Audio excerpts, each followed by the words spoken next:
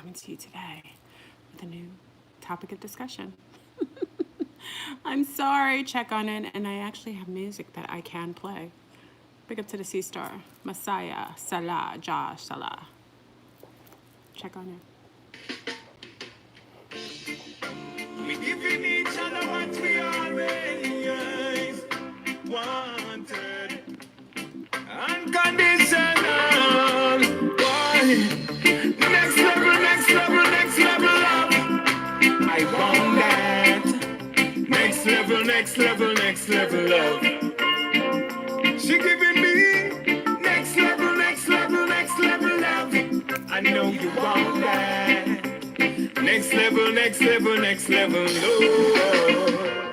Oh my gosh, God loving is better than good loving. It blows me away and keep me grounded. I'm accepting, respecting the lesson. Love so sweet, but the bitter is a healing. Love is calling me to a higher place. To live from my heart and not her face. What really matters is not below the waist. The greatest gift is loving you, loving me. I know this is overdue. I open my heart to you. You're my reflection, divine and true. Ooh, I'm loving you, unconditional. Boy, next level, next level, next level love. Woo! I want that. Next level, next level, next level love. She giving me next level, next level, next level love. It's all the twin flames. Next level, next level, next level love. Ah, blissful anniversary. To Nora. Happy birthday, Mama. Stop, recreate the drama. Can't secure nothing with insecurity. Stop, love yourself on every level. Face your fears, conquer your devil. No emotion can conquer the rebel. She challenged me to push another level. Salute her like 7. Next level, next level, next level up. I want that. Next level, next level, next level up. She giving me next level, next level, next level up. I know you want that. That next level, next level, next level up. Watch you know, watch you know. She give me the best of heaven on earth. I'm giving her that love that I know she deserves. She took me places I've never been yet. I speak life, never bringing in death. Cause I'm about it like that. Hold on, let go, let me take you to the top. Of the mountain, let you flow like a fountain. The greatest thing is loving you, loving me. You know this is overdue. I open my arms to universe. Next level, next level, next level up. I want that. That next level, next level, next level up. I'm giving me next level, next level, next level up. I know you want that. The next level, next level, next level. Fire in the yard, fire in the yard. That is a Twin Flame song. Big up to the Sea Star Empress who sent me that song. That's one of their songs. Hold on. Gotta cancel. Okay. That was their song, Messiah Jal Salah. That song is fire in the yard. She gave me permission to use that song. It's talking about twin flaming. So big up to all the twin flames in the house. When you come in the house, please put a like on the video. Again, that's a reminder to YouTube that this content is valid and relative. So big up to all those who joined us in the wonderful manifestation on Friday on the full moon. And what I didn't know until afterwards, big up to our CISO. So I have 2 happy birthdays to do today. Blissful happy anniversaire, joyeux anniversaire to, of course, my beautiful Nora, who is my daughter in my past life, my lioness, my beautiful cub, is all grown and beautiful. Many of you know her channel, so you check out our beautiful sensei on her channel. That was my daughter in my past life. So it is my beautiful lioness's birthday today. Congratulations. And I have an amazing celebration. I know it's evening for you. She's in Sweden. And big up to my other sea star, my beautiful, my comrade, my friend, who's actually located in Israel. So it is her birthday today, another lioness. Joyeux anniversaire to my beautiful lioness, Yafi, who's located in beautiful Israel. My lioness is in the house. Rawr, you beautiful fire signs. And this conversation is very relative to you, beautiful fire signs. So, oh, people are calling me already. So if you come in the house, please put a like on the video, and let's get into the discussion. So we did a beautiful manifestation on Friday, and what many I didn't even know. And this is how you know I'm universally aligned. I love when I get confirmation that the universe speaks through my soul imprint. So, of course, I spoke to Yafi. Yafi was like, do you realize that today is in Israel? In Israel, it was Valentine's Day. So they were celebrating, and it's not called Valentine's Day, it was Love Day for them in Israel on Friday. The very day, the very Venus day that we decided to do the manifestation of our beautiful twin flames. So big up to all those who were in celebration. Now, I know many were upset because the videos were taken down, and I did tell you, I do apologize for those who did not get a chance to participate or see. There wasn't anything I could do. I did warn you at the beginning to save the video because I was going to play music, and we were jamming from the first part 1 to part 2. So I felt like, once YouTube, of course they blocked it, and they didn't really have to block it. They could have just let some of the music ride, but they blocked both videos. So hopefully you got a chance. Some people saved it, and you can kind of request for whoever saved it. I did not say I can, again, I was twinning this weekend, so I didn't really have time to sit down, because what I would have had to do is sit and through a whole 2-3 hours, 6 hours of video and try to omit the songs. And it wouldn't have made sense because it was such an amazing, beautiful manifestation, and it was only meant for that Friday. So I kind of just let it be, and I apologize for those who did not get a chance to see. But many of you already did your own beautiful form of manifestation that day, and later after the fact, it was actually Love Day in Israel. So, it was very much in the residue what was necessary to do. The music is amazing. So big up to our Empress who sent me that song and gave me permission to play it. That was Level Up. Level up, level up, level up, level up, level up, level up. It's beautiful and sunny here in Orlando. So we're going to get a conversation of the love language of the twin flames. As many of you are beginning to twin, or at least accepting the concept, what's up with all this twin flames? I'm in twin flame. Hey, Lundy, I'm in twin flame energies.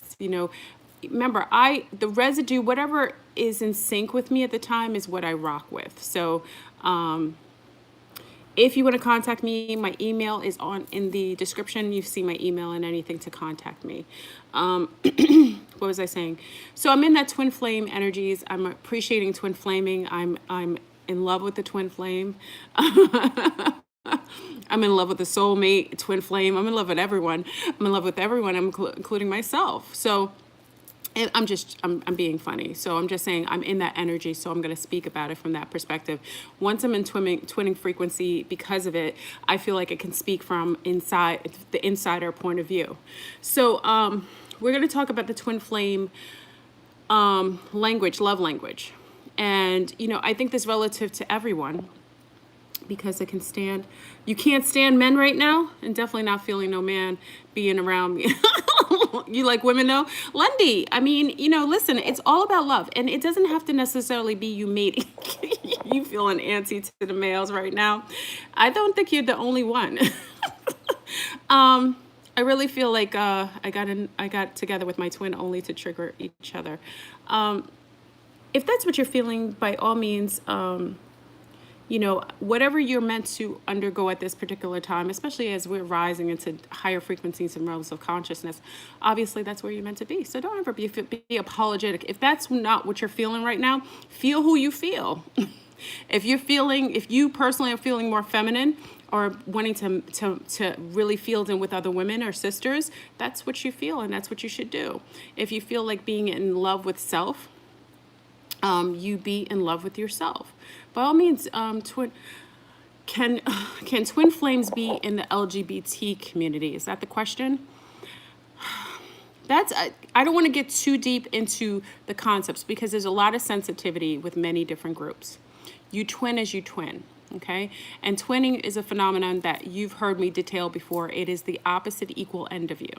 So however you take that is how it is. I don't want to start delving into forms of sexual choices or behaviors or propensities because that gets a little personalized, and it is a personal journey. So how you twin is how you twin. So if you're twinning from a disposition of being in love with self, it could be very much just an illumination within yourself. And you vetting and vesting, you merging with all aspects of yourself, which we know we did with the collapse of the timeline. Or you actually merging with your outer twin, which is another outer manifestation of yourself. So however you deem it, okay? So we're going to get into the love language of the twins. Yeah.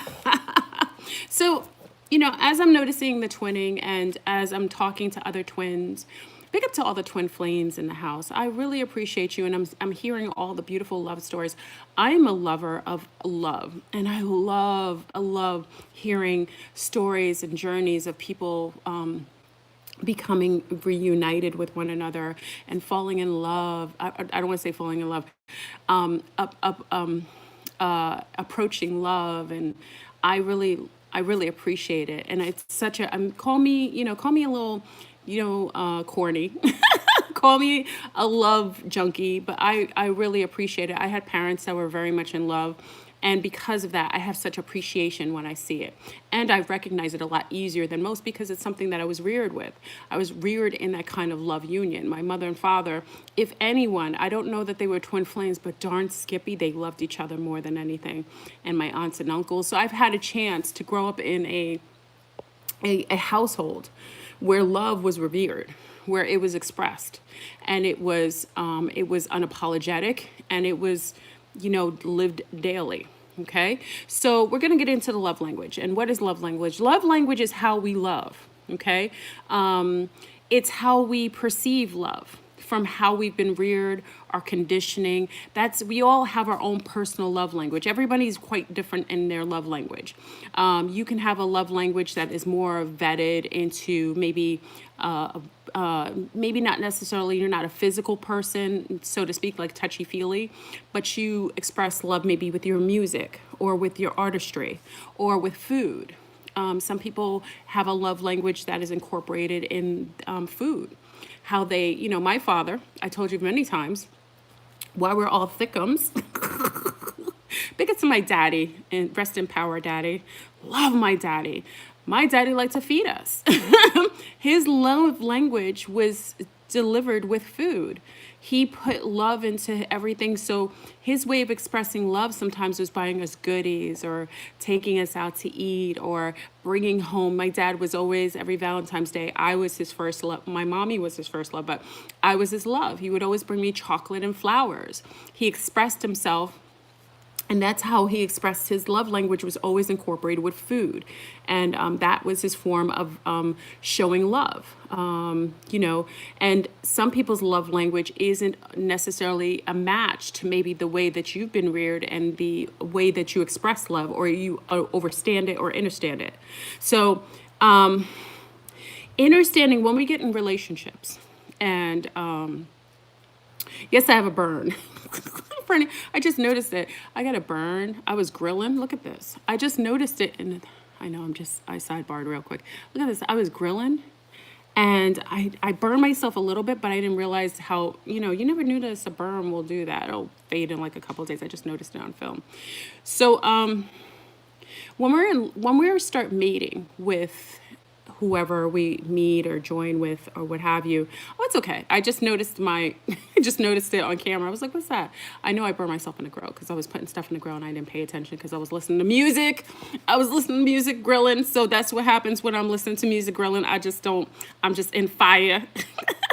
If you're coming in the house, please put a like on the video. I really appreciate it. So when we get in a relationship with someone, it's very important to understand or want to learn another person's love language. Why is that important? Because if you are interested or actually want to to express another's love language, it's a testament to you being respectful and honoring, and also wanting to exchange love with them. So a lot of times, I remember when I was younger, I was noticing that there were times when a lot of the sea stars or sun stars wouldn't know if the relationship was based on, hey queen, wasn't based on love or lust. And I knew from seeing what happened in my own family dynamics, just I didn't have the verbiage, but now as an adult, as a, more seasoned adult, I have the language to actually address what it is. But as in my youth, I didn't. So a lot of times when many were engaging in relationships with others of many different backgrounds, many different rearings, I would notice a pattern of behavior that was denoted to those who were actually in love or in lust, in admiration or in envy and jealousy. Okay. So one of the things I noticed is when you had a partner who overstood and tried to understand your love language. So let's say you get with someone, and I'm talking from just you meeting someone, and they understand that the way that love is expressed for you and you express it yourself is that when you're really in a loving spirit, you tend to be more social. When you're in loving spirit, you tend to want to go outwards, or you want to hold hands. You're much more outward, more touchy-feely. So your love language is you like to be touched and you like to touch. So when you're feeling in a very high spirit, in a very loving spirit, you tend to want to hold your partner's hand. Sometimes you'll touch their face. Sometimes you want to touch their hair. You always want to kiss them on the lips. So you just, you have your very touchy-feely. That's how you express your love language. Your love language is much more tangible and touchy-feely kind of love. And your partner who addresses you, who meets you, understands that that's the way that you express your love language, but it may not be the way that they. So maybe the partner that is meeting you and is in admiration of you and wants to merge with you or mate with you, their love language isn't so much touchy-feely. Maybe it's more like they give you their time, or they like to fix things for you, or they like to give you gifts of they like to buy you little gifts, or always whenever they see something, that's the way they gift you, or they're much more materialistic in how they show their love language, because maybe in their household the way that love was expressed was through materialism as opposed to touchy-feely. Every family is very different in dynamics. So they meet a partner, they're much more materialistic, less touchy-feely, but they realize that the partner that they want to merge with, mate with, is much more touchy-feely. So in order to respect and honor, and also in order to determine whether this person is in honor of you and wants to engage with you in a loving way as opposed to a more lustful way, that partner will address your love language and try to mimic it, and also they will respect it and honor it and respect it when it shows up. So even though they're not touchy-feely, they will understand that you are. So even if it isn't in their normal repertoire to hold hands publicly, they'll hold your hands when you go out to the movies, or they'll realize that that's something that you do.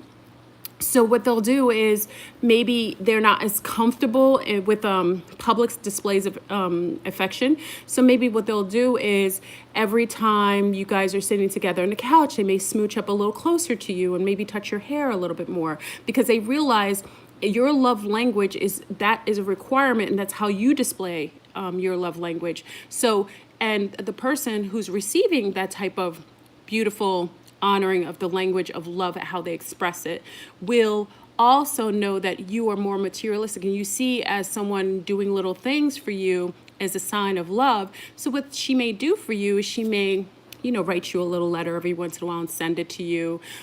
She may go out and when she goes and gets lunch, she may purchase a lunch for you and bring it to you at your lunch hour. She may find little things of cologne and put it in a little little ribbon and put it on your desk or your dashboard in your car. She may do things like that to you because she realizes that your form of love language is based in materialism. And even though that's not necessarily how she was reared and her expression of love, she honors and respects, and she wants to incorporate your love language with hers. So she's respecting it by adding a little bit of what you desire and what you've known, what you require for expression of love, and she is willfully doing so. Now, why does this matter? Is because when you are engaging with someone who is soliciting you, big up to all our sea stars and sun stars who are dating and merging and finding out who they are and in love and lust, whatever. So how you can easily tell if someone is in lust of you rather than in that love frequency of you is that they may in fact try to mimic your love language, but there isn't a respect for it. So they may only do it initially when they first meet you. So they know that you're all touchy-feely.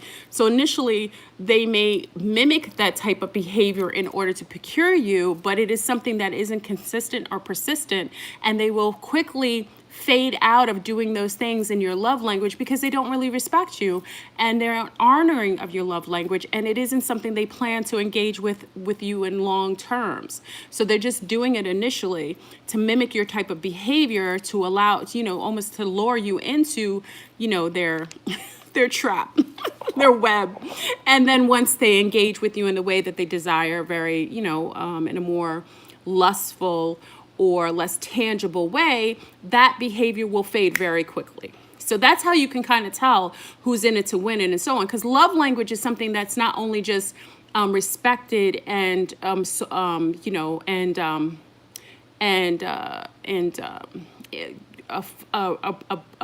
practiced as the other party who may not have the same language, but it's incorporated in their daily behavior, because when they start to love you and they respect you, they know that that's something that they want to incorporate within their own dynamics of personality and their own behavioral patterns of expressing love. So they will incorporate that type of love language within their very own being, based on the fact that it's very legitimate how they feel about you, but they also see it as a beneficial thing. They see it as a beautiful thing, and they want to engage in a way that's more healthy and balanced within the dynamics of the relationship.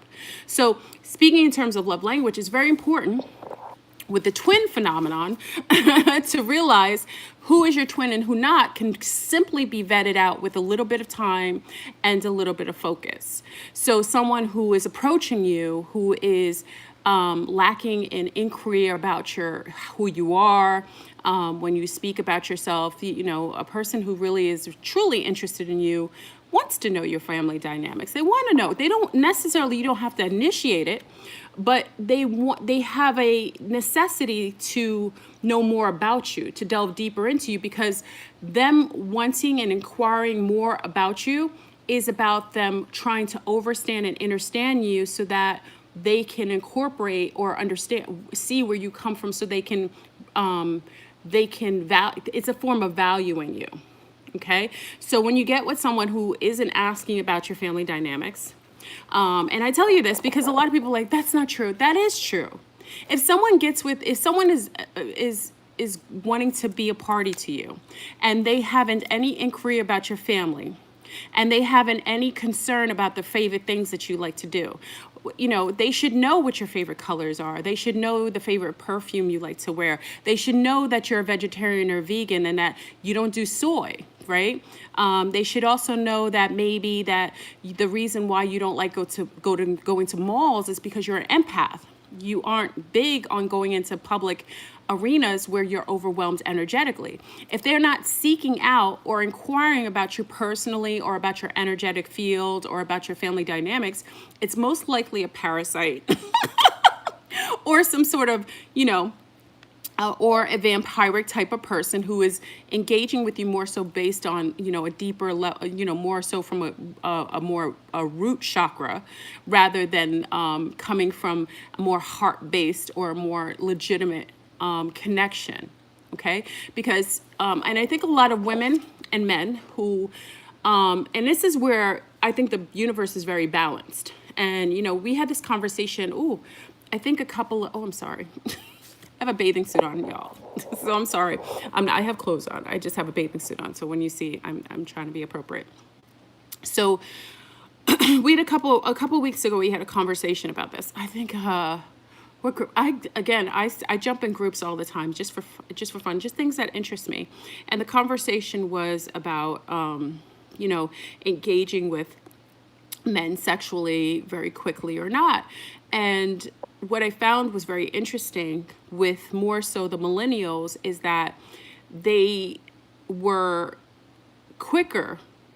And it may just be based on maybe this generation is more social media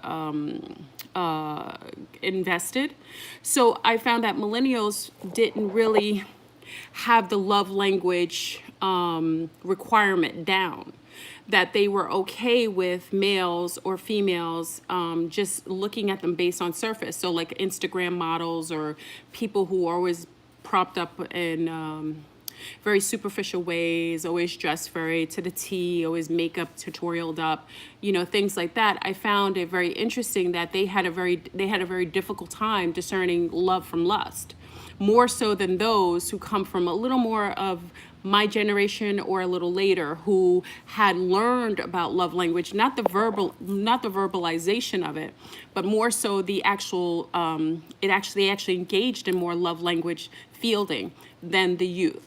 So I found this to be very interesting because I found that our millennials had more of an issue with knowing the legitimacy of a relationship than some of those that are veterans or a little more seasoned sea stars and sun stars.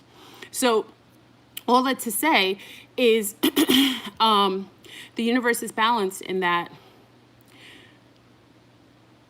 in the discussion that we had in the group was many people found it very difficult as what seemingly seems to be a good looking, like if you were deemed to be good looking or more attractive in the public eye, that they felt like there were some sea stars and sun stars felt like people who are more attractive in matrix standards. Listen to what I said in matrix standards, because matrix standards is not necessarily realistic standards or nature-based standards. It's a standard that's propped up as the general propaganda of what's considered to be beautiful or appealing in that way.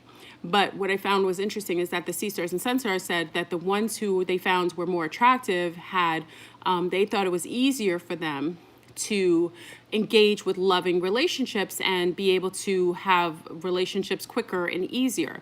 And I disagreed.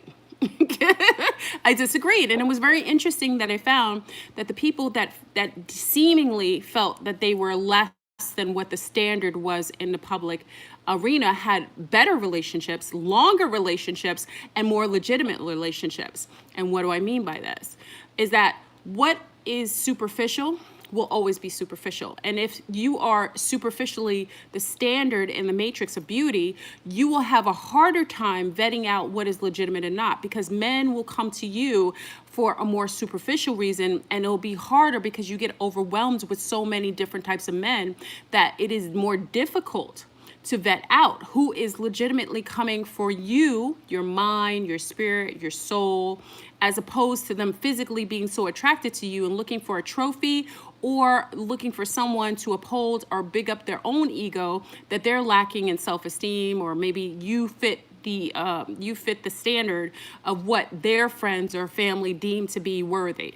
Okay, so I found it very interesting that the people who thought that pretty people, quote unquote pretty people, because I don't like to use that term because it isn't true. I know some beautiful people who would be not in physical standpoint in the matrix to be beautiful, but they are more beautiful than anything I've ever approached or seen or experienced, because everything about their soul imprint, everything about the way they show up in the world, everything about the choices that they make in their life make them supersede any overtly, statistically, matrix, superficially, artificial being would be perceived than anyone else. I know some of the most beautiful people, and in standard, as far as matrix, they wouldn't be that. But I know they supersede that. That's why the relationships are longer. That's why people who, when someone falls in love with them, they really love them. And it's coming from a less base, artificial, and more superficial point of view. So, I want you to take that out of your mind, that pretty people don't get hurt, that they have better relationships, because that's probably the least. And that's why I say the universe is balanced, that what seems like it's the easiest isn't. And the prettiest girl gets hurt way more than what you consider to be the average Sue. Okay? Because she has too many choices. It's harder for her to see through the BS of people looking at past her beauty, because, and sometimes what happens is that when you have a woman who's so seemingly outwardly superficially beautiful, the things and qualities that need to be built up in her aren't any longer built up, because she hasn't worked on herself, because too much was given too easily, and there's a lack of substance based on that. Okay, so she may have been told she was beautiful. She never really had to try hard. And those are the women you see on those are the women that you see in their 40s and 50s that are on Housewives of Beverly Hills and New York, that have a hard time aging because they aren't those pretty diamonds anymore, and the husbands have replaced them with younger versions, replicas of themselves, for superficial reasons. Because when a man or woman picks you for superficial reasons, you are just as replaceable, if not easier, than someone that's standardly attracted to you because they love the way you talk. They love the way you walk. They love how quirky you are and the silly poetry you say. They love the way you show up in the world. They really are enamored by the very essence of you. Okay? It's really hard for someone who's so superficially on fleek to have that, because every type of superficial, low, very, very vampiric type of being is coming for them. And it's very difficult for them to vet out who is legitimate and who's not, who's coming for lust and legitimacy. Okay? So I just want to put that out there, because I want to make sure I let everybody know I'm real. I see things for as they are, and I also want our sea stars who feel, listen to what I say, and our sun stars who feel that they are less to the standard of the matrix, that there isn't any such thing. There is balance in the universe.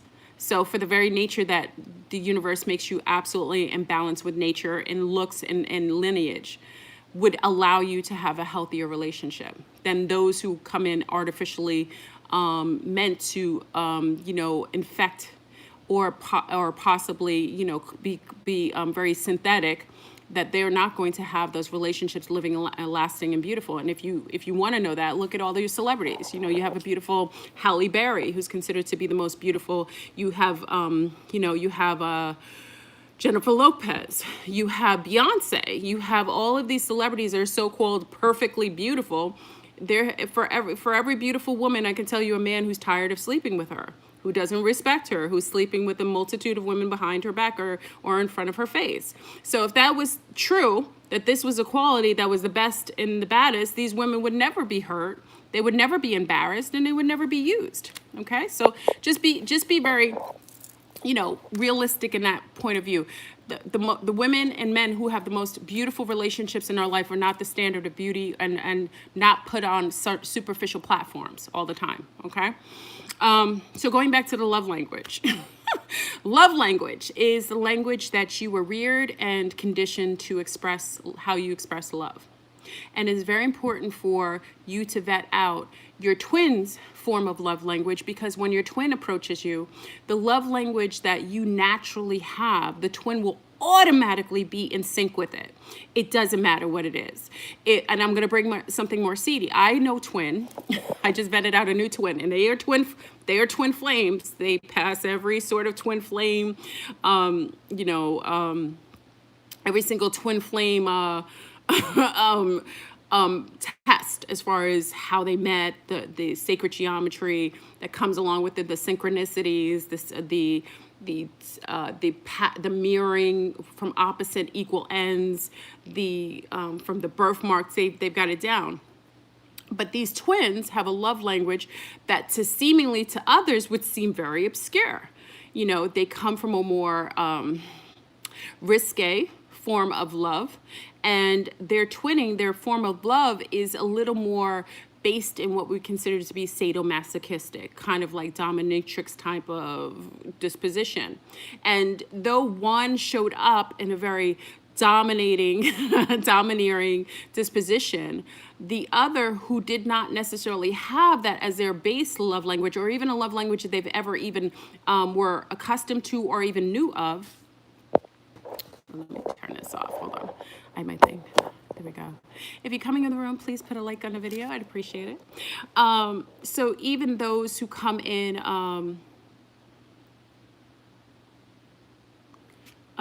even those who come into their life that are out of the love language that they're normally accustomed to, automatically are in sync with their love language. Like that love language that the twin is illuminating is on point for them. Like that's a love language they want to take in. It's a love language that even if they don't come from, they want to engage in. It's something that they start to want to incorporate in their own lives because it is in sync with them in a very intrinsic, very innate way.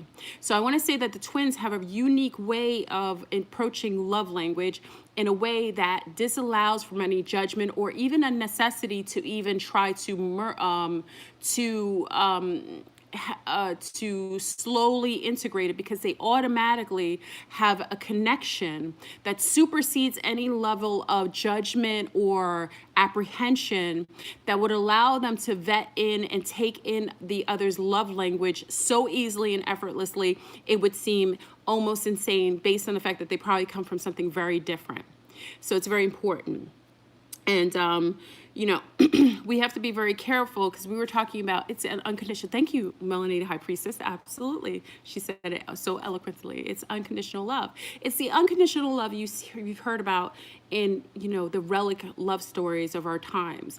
The very few nominal stories that you've heard of people, like the movie we watched the other night, He Loved Her. Like him not taking his kingdom, he wouldn't go to his coronation to become king because he was in love with a woman. And he could not see his life without her. So they spent their lives together, and he denounced his own reign for the love of the woman for the love of his life. That's a twinning phenomenon. That's a twin. Twins, once you meet your twin, there isn't any other. You will live with yourself if it isn't with your twin once you meet them. It's beautiful. It's forgiving. Yes, it's understanding. Thank you. It's beyond the comprehension of 3D relationship. It's selfless. Melanie, the High Priestess, are you twinning? You have that down. I have a feeling you twinning, mama. It's a point of view where, and I've talked about this when I broke down twinning in itself, it's getting past those 3D notions, those very superficial, very limited, very conditional points of view, where you see the essence. Their essence is what you are fielding, and their essence is a recognition of you. Like it's a part of you that is unfiltered, unmasked, unwavering, and it is something that is in divine connection to you and your original state of being. So there isn't anything that matches it, and there isn't anything you wouldn't want to do or have or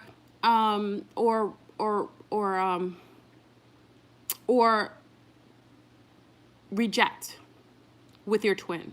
That's why it's very hard for people once they meet their twins. If they have runaway twins, it's very difficult for those who have runaway twins to really have fulfilling relationships with soulmates or karmic mates after it, because they've met their infinite partner. They've met that part of them that is the direct opposite connection to them.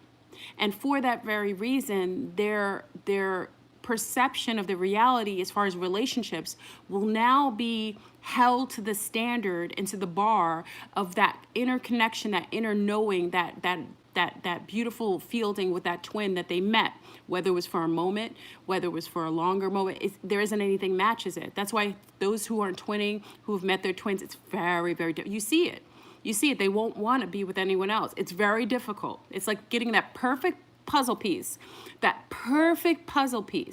And before, you had puzzle pieces and you had one piece that was maybe missing, and you put a piece in there. It was kind of, sort of, it kind of fit. It made the puzzle look okay. But then you get that one piece that comes and it fits perfectly. You didn't even know you could find this piece, or the piece would be found, and you fit it. And then all of a sudden the whole puzzle makes sense.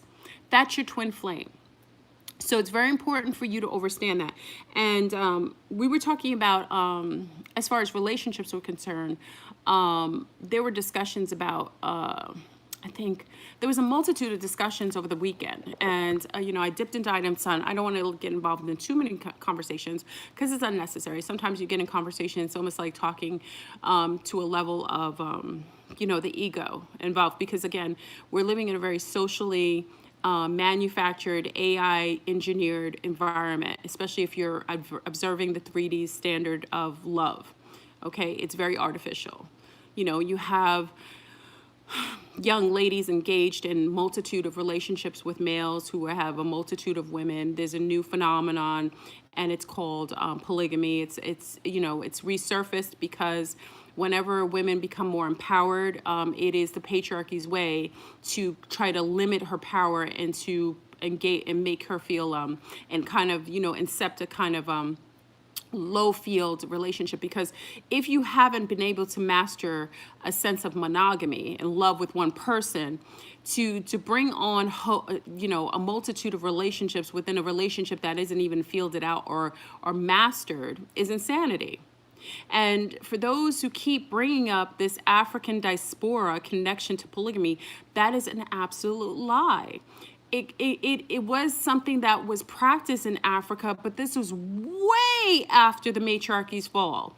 And when there was a sense of domination and insecurity within that diaspora.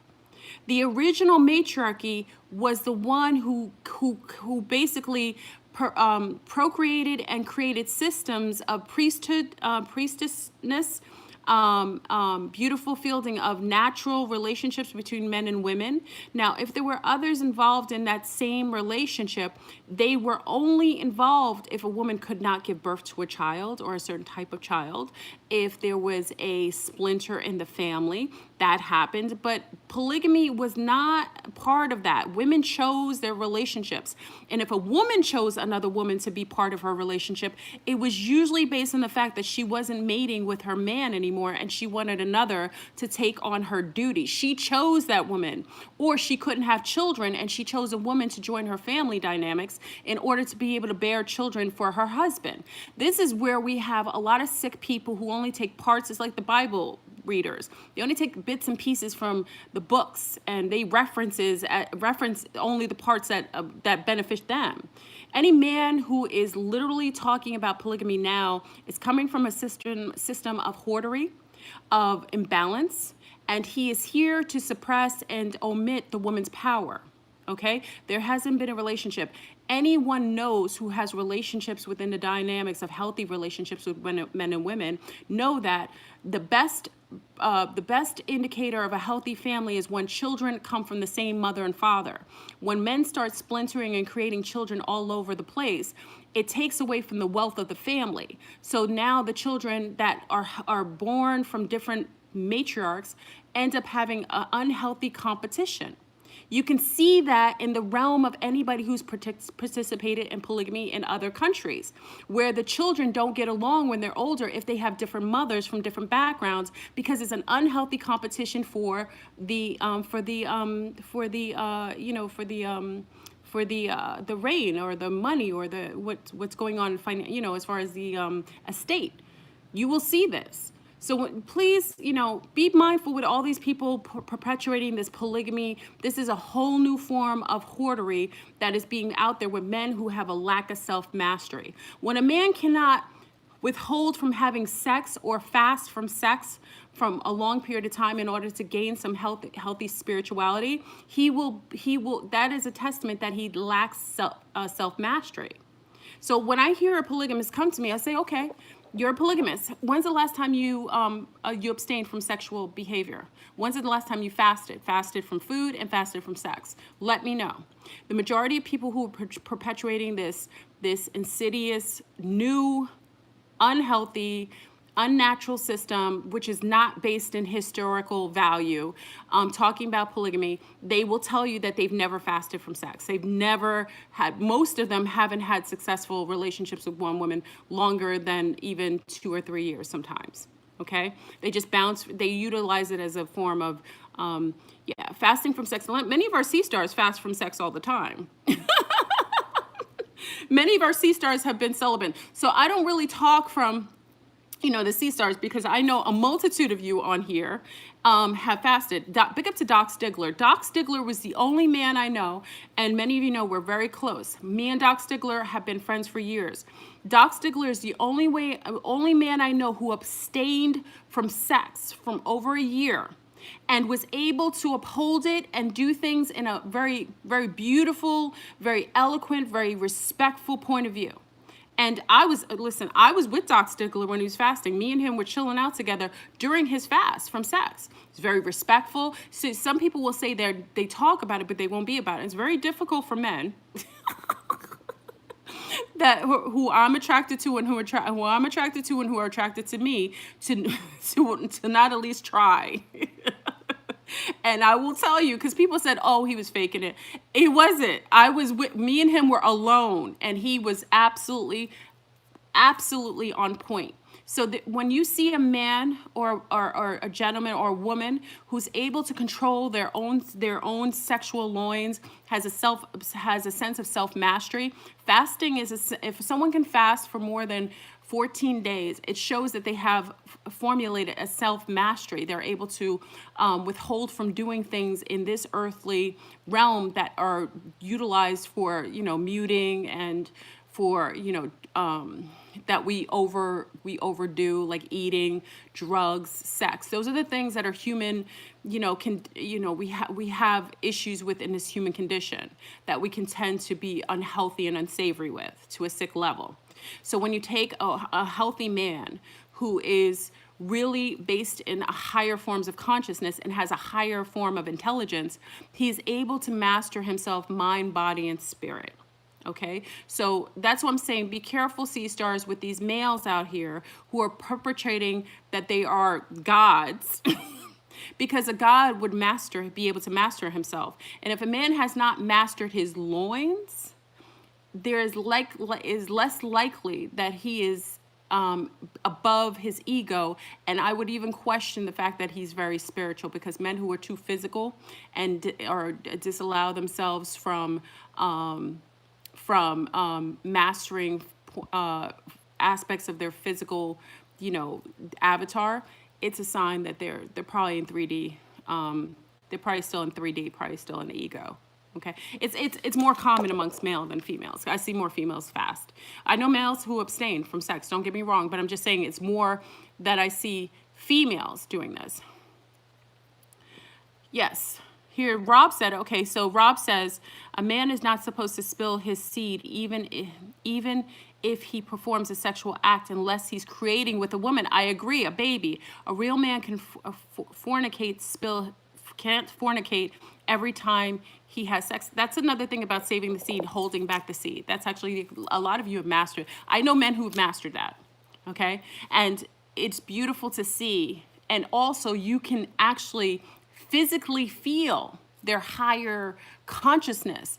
And it's just a different kind of level of connectivity that supersedes that of the normal matrix, the 3D males that are perpetuating this Yoni hoarding. So I'm just saying to our young sea stars, be very mindful, because I noticed that this is happening much more in the youth, what do they call, the millennial demographics, where women are okay with men doing and utilizing, forms of literature or utilizing a false connection to African diaspora, saying that women, jealousy, that a woman can't uphold herself in a polygamous relationship. She's just jealous. She hasn't mastered herself. She's not strong enough. No, homie, that's you. That is you. Please don't put that on my young sea stars. I won't tolerate it. And if somebody wants to sit, I don't do debates, but if you want to sit and have a conversation, for all you polygamists who like to proclaim, we can, and you will surely have a different perspective when you talk to me. See, you talk to these young ladies who are so enamored by your intellect because you read books all day, and you sit there and you tell them, and and it isn't something that they've seen previously, so they're just very receptive to you based on the fact that they don't know any better. But let you sit with Mama Fleurbroom. I will teach you a few things, and you won't be able to manipulate or try to bring in false claims of history that you've basically taken pieces of to try to perpetuate this false sense of what you want to do. Okay, you just want to have sex with a multitude of women with a lack of accountability, and you want to create babies from a multitude of women that those children will have competition issues, and you will take away from all of the resources based on having too many children. Okay, because you can't afford that many children, and they will be raped of resources, and they will be unhealthy in competition with one another. So you cause rifts by having too many children with too many women. This is what happens. Nobody talks about that aspect. They want to talk about, oh, it's nation building. It isn't nation building. It's nation breaking. It's nation breaking. Because as a woman of a certain age, I see what happens when men have a multitude of children with multiple women. And those children grow up not to like each other because they didn't like the mothers. And then they have a lack of resources. So when the father dies, there isn't enough of the estate because he had too many children. Look at Old Dirty Bastard. I'm not just seeing Old Dirty, he was a rapper. Look at Old Dirty Bastard. Old Dirty Bastard had 15 million children. He had money, but it's not enough to have split amongst all these different women and children. It's selfish. It's very disrespectful to the matriarchy. And a lot of you young men get away with it because our young sea stars don't know any better. Listen, I'm about this life. And there isn't a man that I've loved that wouldn't sit here in honor of me, and whatever standards I uphold is what he has to be okay with, or he isn't going to engage with me. So you have to be able to put yourself on a higher platform, ladies, okay? So, if you get these hoteppers, and this is really talking to really these young women of color who are dealing with this. I'm talking to them because I see they're so beautiful and they're so fresh and open, and they just want to, and they limit themselves by getting with men because they meet all these men who read a multitude of books or Google masters, and they think that that's because a lot of times maybe their father wasn't like that. That's all, and they don't know any better. They haven't been traveled enough or exposed to enough healthy divine males in order to be able to notice the difference between those who are placators and those who are actually participators in divine love. Okay, so that's all. I'm just saying from that, my love. Okay, integrity is a choice, not a gender specific. No, it isn't. No, it isn't. I'm just talking to those who are men level up. I'm just talking to those young, because I noticed that was the biggest conversation now with young women. Oh, she's not able to be in polygamous because she doesn't have self-esteem. Let me explain something to you young ladies. If you are in a relationship, there isn't any healthiness to you being with another. There isn't any natural system to someone liking for their mate to be sleeping in another room with another woman while you're in the house or outside the house. It isn't natural. That isn't natural for you or a man. Let's reverse it. Would a man be okay with you having sex with a multitude of men throughout the week and scheduling him for sex? He wouldn't be okay with it. So that's why you wouldn't be okay with it. You aren't unnatural for not tolerating or being intolerant to that, because it isn't a tolerable disposition. No, there isn't anybody. A healthy woman disallows from other females to come around a male she's partnering with. That's natural. Same for a man. A man doesn't like other men around his female. Okay? So it's just natural. So stop telling the females that they're unnatural because they're not strong enough. They don't have enough self-esteem. There isn't anybody who wants that in a natural way. The only time that has happened and been practiced in past and ancient times is when a woman she was barren.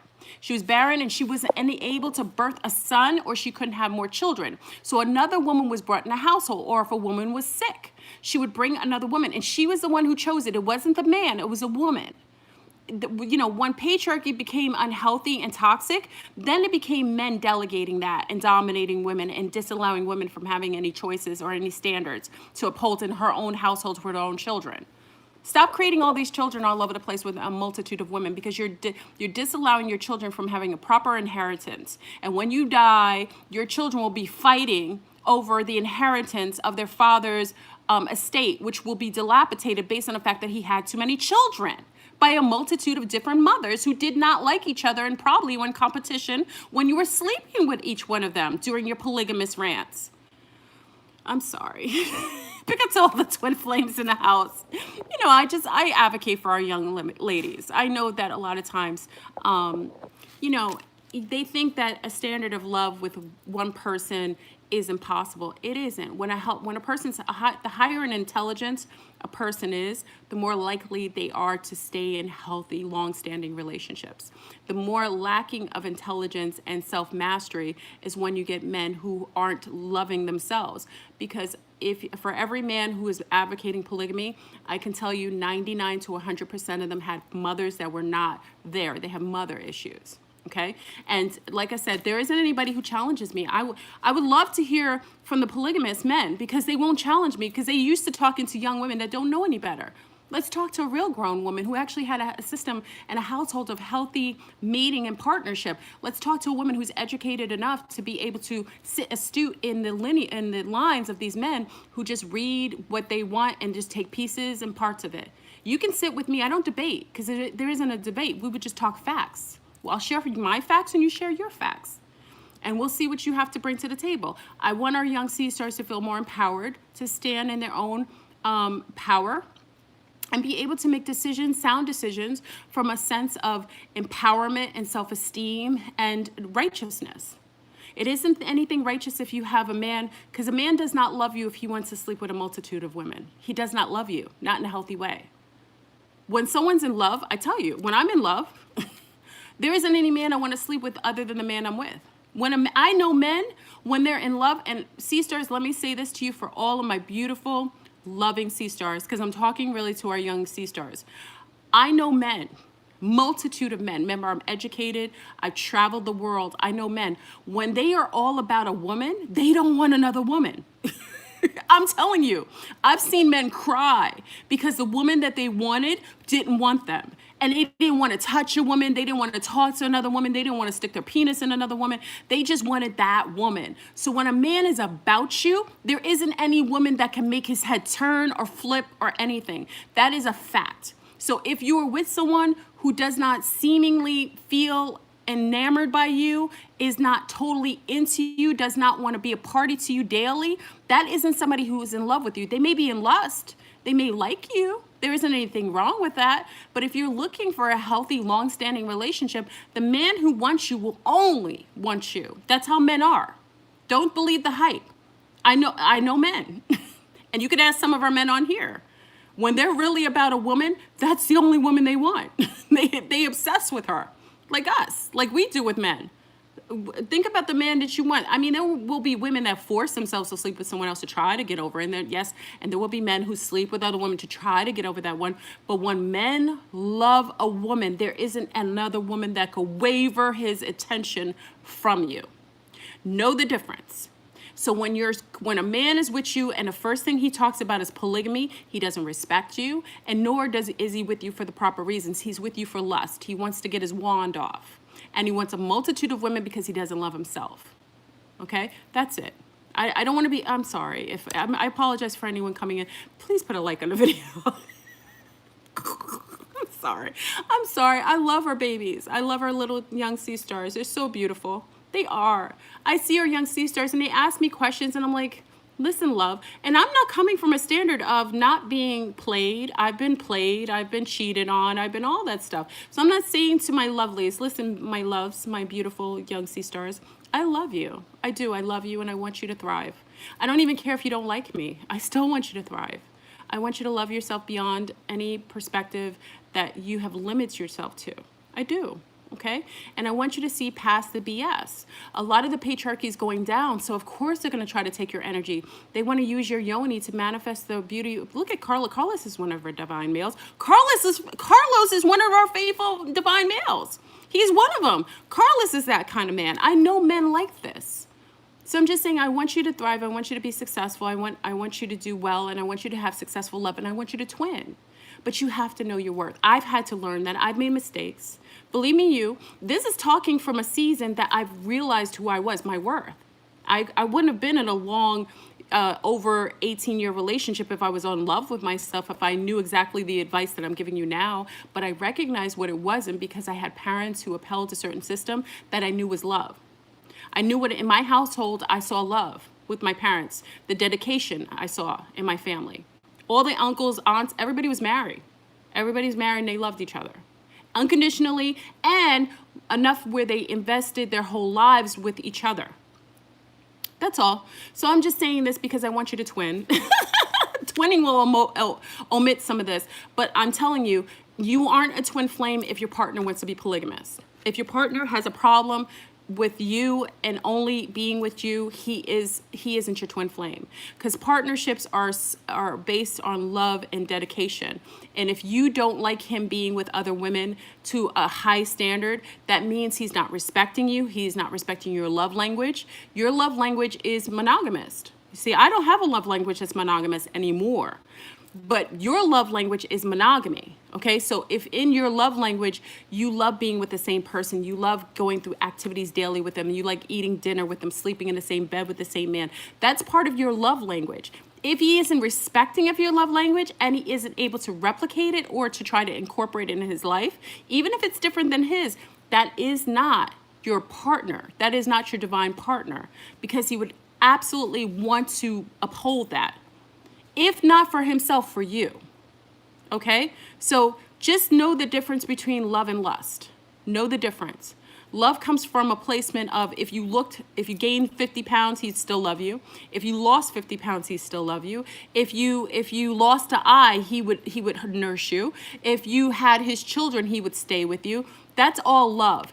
When he hears your voice, it makes him happy. When he thinks about the things that you like and you do, and he sees it on other people, he equates it to you. That's all love. That's coming from the heart space. Okay? I remember Warren. Many of you know Warren loved me. He died. Many of you know he was the biggest YouTuber at the time. He was the one who was the reason why I'm on YouTube. Warren. So Warren, I was a young, quirky girl. I wore glasses. I was the geekiest young lady in the world. Some of you know me from high school and elementary. I was a geek. He loved me. I walk like a duck.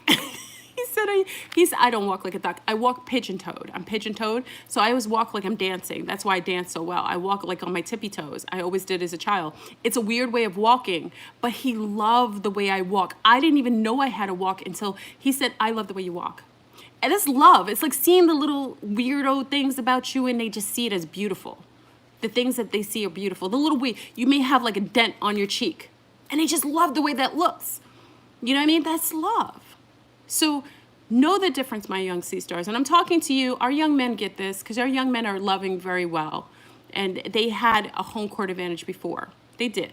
So they kind of had an advantage. But now that advantage is gone, we're going into the matriarchal line of healthiness. Divine feminine is in home court advantage. So love yourself. And I'm just telling all my sea stars, veer away from these polygamists. They aren't healthy. They aren't healthy. I'm telling you, I'm going to say it. If a man is polygamous, he has not mastered himself. He is struggling with aspects of self-love because his mother neglected him. Something happened. Maybe the mother was on drugs or alcohol. You can vet me out, family. And I know there's men on here in polygamous. They will vet me out too. But if you have an issue with that, men, any polygamist, bring me on your platform. We will discuss it. You know what will happen, sea stars and sun stars? There won't be anybody who brings me on their platform. They're scared of me. Because they know I'm not a little girl, and they know that I'm right, and they know that I know more probably than anything they've ever learned on YouTube or in the limited books that they have based on the unnatural law and system that was written by the patriarchy. They won't come to me and do it. If they do, I'm more than welcome to sit on a platform confidently and unapologetically. You can tell them all. Tell all the polygamists. Have them. You won't hear it because they like to have women that are limited in their lives. They like to have women that they can dominate. And that's why a lot of men like young women, because they can dominate them and shapeshift them into what they want. Okay? So when you get a woman of a certain age, and I feel good about myself, I feel attractive. I'm not perfect in the world, but I feel attractive. I'm loved. I've seen love. So invite me on your platform. So tell all the polygamists. All of them. I don't know who's a polygamist because you got all these artificial polygamists too. You have all these males on here saying they're polygamists. They're not polygamists. Unless they're married. Listen, please don't invite me to platforms unless they have a marriage certificate saying they married one woman for more than 10 years. Okay, listen. Because they're saying they're polygamists. If they're not married and they haven't legitimized on paper, because I don't believe in all the paper thing, but that's what polygamy is. Being married. Okay, so if they haven't legitimized one wife to at least 10 years plus, please don't call me and say you're a polygamist. If you're telling me that every girlfriend that you had is like a year or two, and then you shapeshift to another one, and then the other ones aren't talking to you anymore because they're not in alignment with polygamy, that's not polygamy. That's called Yoni horning. That means that you have a lack of control of your wand, and you have a community wand, and you're just utilizing the thought and the concept of polygamy to be able to take advantage and to utilize it as a way to get away with sticking your wand in anything that moves based on the fact that you can call this person your wife. A wife is a legitimate standard position. That means she makes calls on all finances in the household. That means you have an account with both of your names on it, and that means that you have things invested as far as school for the children and things otherwise. Unless you have that going on, then you're just a community wand utilizing a pseudo standard of polygamy as a way to get away with sleeping with whoever you wanted. Because if women did that, the men would be in an uproar. Okay, they'd be in uproar. If the women went around saying, "Well, listen, I'm just going by African matriarchal standards," because we could do that too. I'm going back how the matriarchy and the Amazonians did. We didn't do that. We slept with men. We used to cut their heads off and just so he couldn't mate with another woman. If we even brought that up, the men would lose their minds. So I'm just saying, you don't want us to trump you because the matriarchy supersedes any patriarchal system on this planet. So if I start to go back into ancient times that precedes any of the colonization of these patriarchies, then you, my sirs, would feel really, really less based on the fact that the matriarchy was the one calling the shots. There wasn't a man alive that called who and what she slept with and how many men she slept with. She slept with who she did, and a lot of times, if the man wasn't standard, she would make sure she cut off his balls and make him into her worker. So we don't want to talk about the matriarchy, right? So we can all go back into ancient times and pull some little facts out of the mix. Oh, I think I may have company. You know what I'm saying? I'm just saying the matriarchy superseded the patriarchy on this planet. They don't want me to go back in the archives because the way that the women participated when males started to come on this planet wasn't savory. So you don't want to have me go and trump you with history. So I'm just saying, my sea stars, all I have to say to you is I love you. I just love you. I want you to do better for yourself. Hold on. Yep. What's going on, Beppa? Hannah knocked on the door. You want to go out and play? Yeah. Okay. Just put your watch on, okay? Thank you.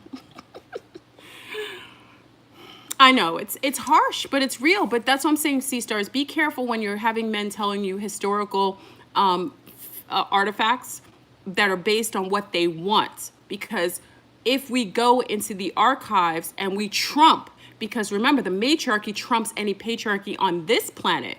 We're not talking about other planets.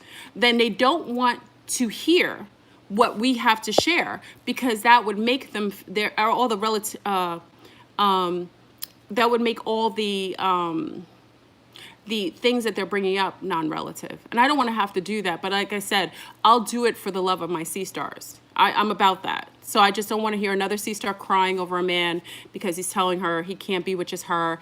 She has to accept what he wants to do because that's just how, ancient Africans, and they're trying to do it ancient African ways. That's a lie. It's a lie. It's not a lie. Let me say this. Let me take that back. It isn't a lie. It's a piece of the truth that only was present during a very small aspect of life after the patriarchy came dominated, because before that was a matriarchal system. Okay, so that's all it is. It's like taking pieces of the Bible and utilizing it to give you some, leverage over someone else. That's it. We can all do that. Yeah, it's a half truth. It's a truth. The patriarchy did have polygamy, but it was way after the fall of the matriarchy. But the matriarchy supersedes the patriarchy on this planet. That's all. That's all. I just want to say that because I know a lot of beautiful men. Let me state this again. I know some of the most amazing sun stars. And you notice I brought up Doc Stigler. Doc Stigler is handsome. He's sexy. He's a rapper.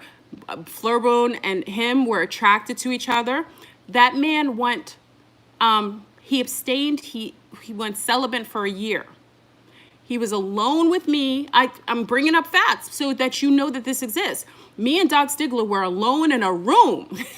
And it's very difficult when you're attracted to someone and someone's attracted to you. He was respectful.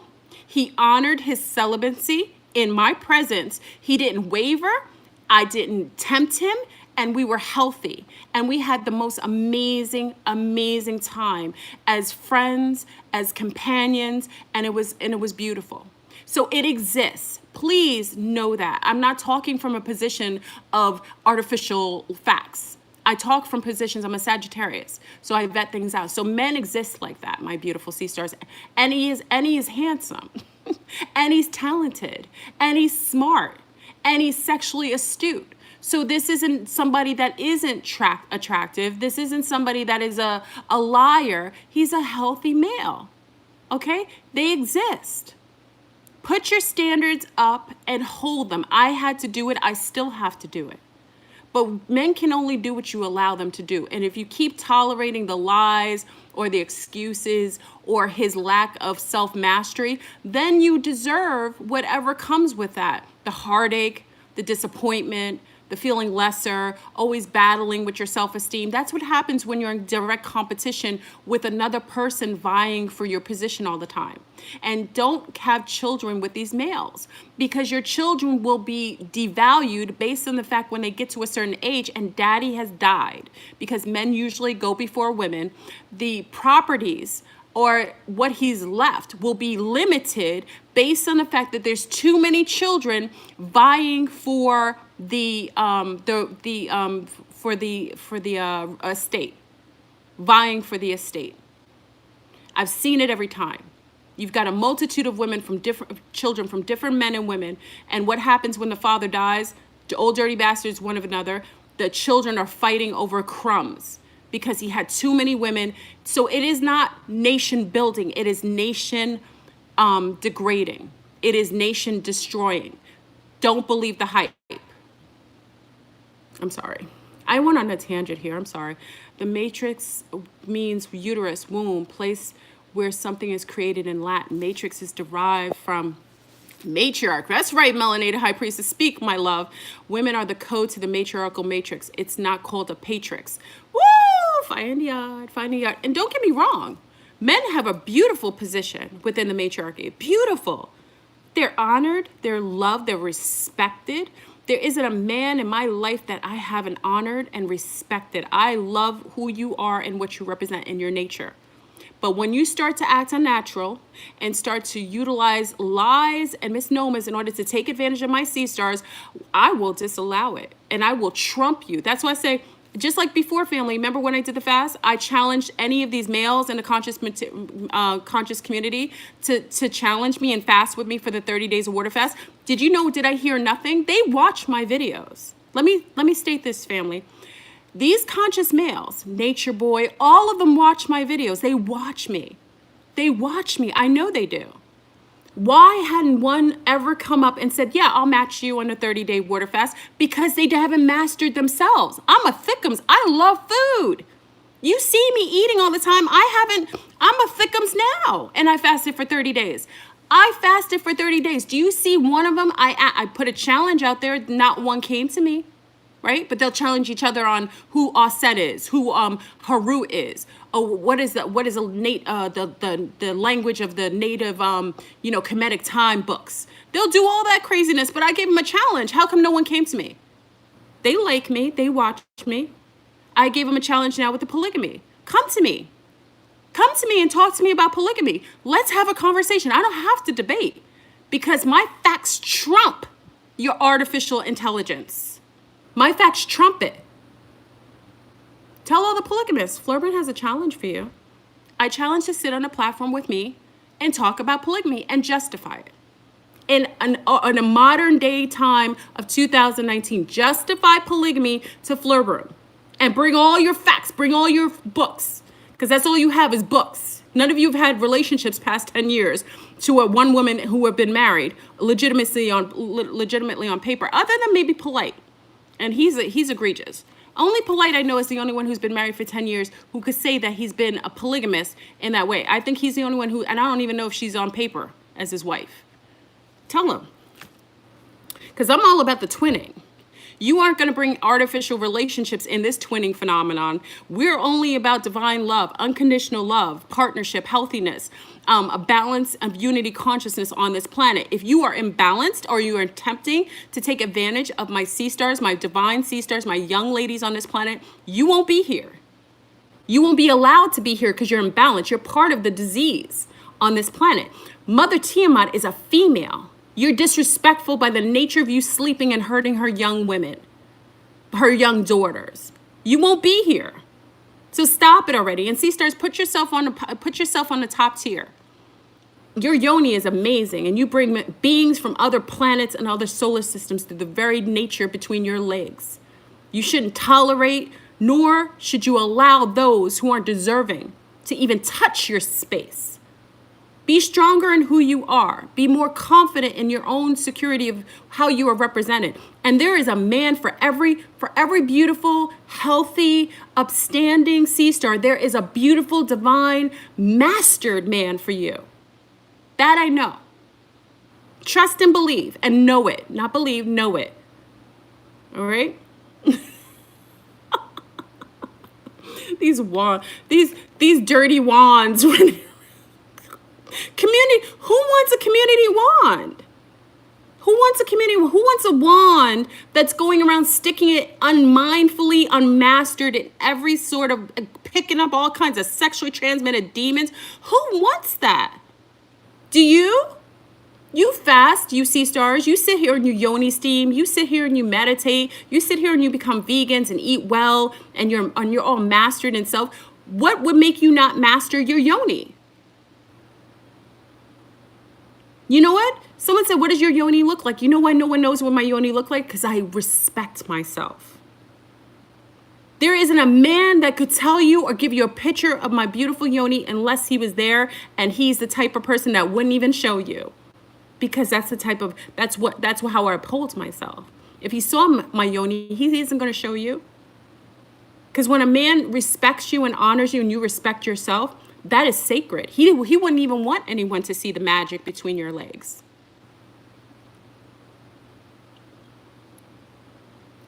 Anyway, C-Star, I started off the video decent. Please put a like on my video. I don't know if I went left. I went left. Flurbo went left. I'm sorry. I want all kinds of polygamy, but it just pisses me off. These lying males, they're so sick. They're sick. They've got these young sea stars talking about, oh, I haven't mastered myself because I'm jealous. It isn't natural. It isn't natural for you to listen. I love my wand. If a woman is next door trying to have sex with my wand, I would feel a certain way. I may want to hurt him and her. I'm not that kind of party. I'm not a mass monogamist. I'm not into polygamy, but I certainly won't want you touching my wand. That wand has been cleaned. It's been in my Yoni. I've loved it, touched it, kissed it, everythhy. That wand is mine so long until I'm done with it. If the wand wants to go somewhere else after me and it is parted, by all means, it's allowed to. But so long as that wand is in my reach and it is considered to be part of my body, I wouldn't want you touching my wand, my magic wand. That's mine. I'm not that kind of sharer either. I want I don't sit in Yoni steam and take masterful baths and sun gaze and sit and let my naked body touch the sun so that it could be shared and then a demon could be passed along to me. Please. Come on now. Because men don't like it either. I don't even have to even touch another man. My twin doesn't want a man near me like that. He doesn't even want the opportunity for another man to even come near my Yoni. That isn't something he finds as natural. You think he would let me be in a house and allow a man to have sex with me and then think of me and be able to love me after that? No, that isn't healthy. Sickos. These men are sick. They're suffering from being neglected by their mothers. I'm telling you, family. And that's why these polygamists won't come to me, because the first question I'm going to have, what was the relationship you had with your mother? That's the first question I will have with these polygamists. What was the relationship you had with your mother? That would be the first question. And I bet you they would stumble, Because 99, and I only say 99, I'm almost 100%, 99 of these men who are perpetrating and propagating polygamy have issues with their mother. Their mother neglected them. The grandmother probably raised them. They probably had a mother that maybe was on drugs and alcohol. Or she had men in the house who had preferential treatment over her son. These are the type of men who come out and want to be polygamists because they didn't get enough love. So they're searching for love. They keep trying to get their fill of yonis. Nothing will fill them because they need to fill themselves. They have to heal themselves. That's a spiritual lesson that they haven't learned. That's why they aren't able to master themselves. They will come and be reincarnated as women that are dogged and manipulated and dominated. They will come back in another incarnation as women that are abused, neglected, and also non-respected. So, that's what I'm saying. Just stay clear of this. If you're doing all this spiritual work, my beautiful sea stars and sun stars, stay clear of people who are like that. They haven't mastered themselves. You mastered yourself and you're going to be with someone who hasn't mastered themselves. It says something about yourself. And I'll say it again. Send a polygamist to Flirt Room. I've done videos on polygamy. Listen, family, I've done videos on polygamy, not once, but maybe twice or 3 times. There hasn't been one of the polygamists that will come for me. You know why? Because he's scared. Because I'm a loving being. And I've mastered myself, and I'm out of his frequency.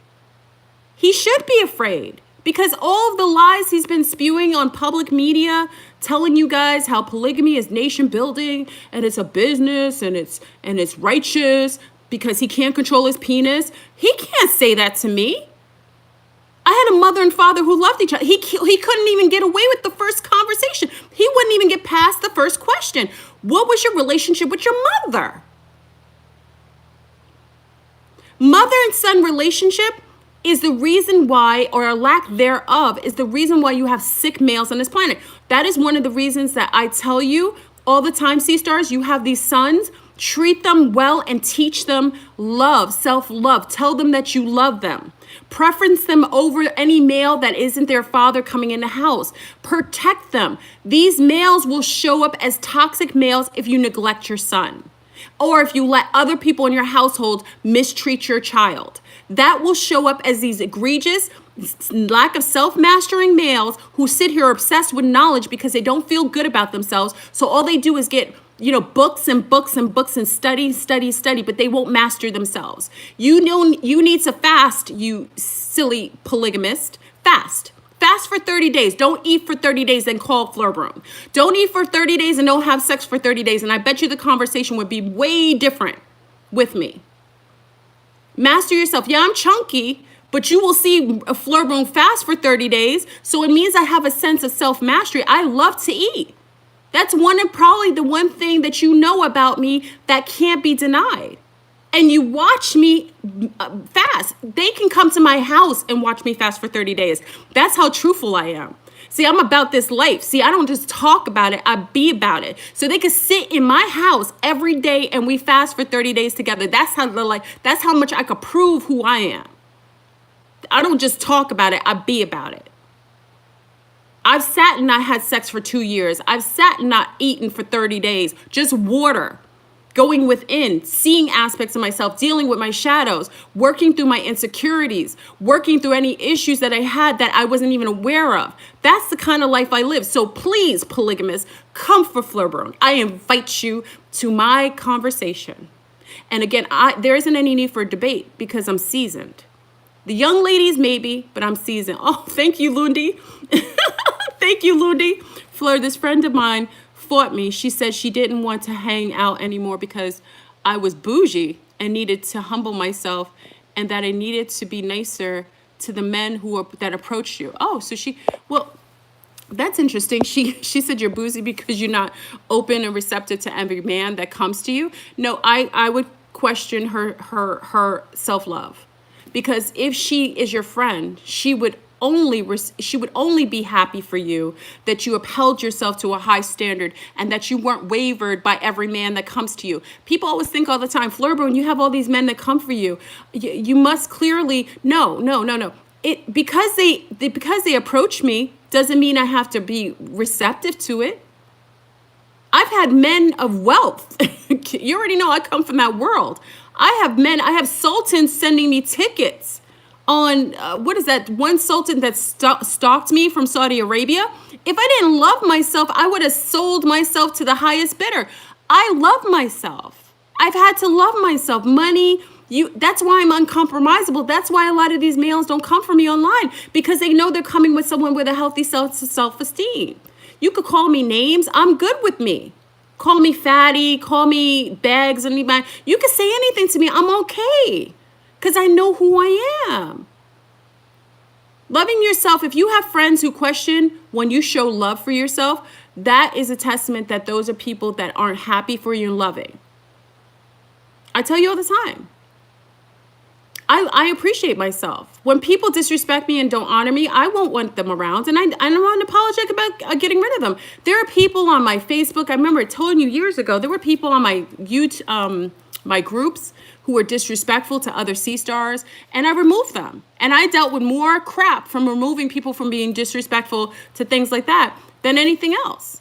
If I'm not in sync with you, we aren't going to be around each other. There was somebody who disliked me and they thought it was all groovy that they just could be in my group and they could be around me knowing that they didn't like me. If you don't like me, I'm not going to keep you around me. Why? So you could slither around and try to cut my neck?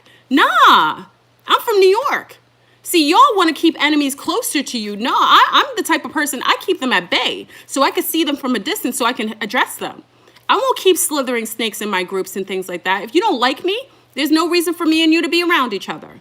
I don't have anything to say to you, but I definitely don't want you around me and mine. Oh, thank you, Rhonda. I appreciate it. Thank you. I appreciate it. Someone was talking about that too. I was like, I'm a twinning type of person. I'm not everybody's cup of tea. Let me state this. Fleur Brune isn't everybody's cup of tea. I'm just aren't. I'm weird. I'm strange. I talk about ETs. I come, I'm busty babs. I'm unapologetic about. I talk about really weird things to many people. I don't expect to be anyone's cup of tea, and I'm okay with it. But when someone is my friend and they if someone's my friend, they will respect me.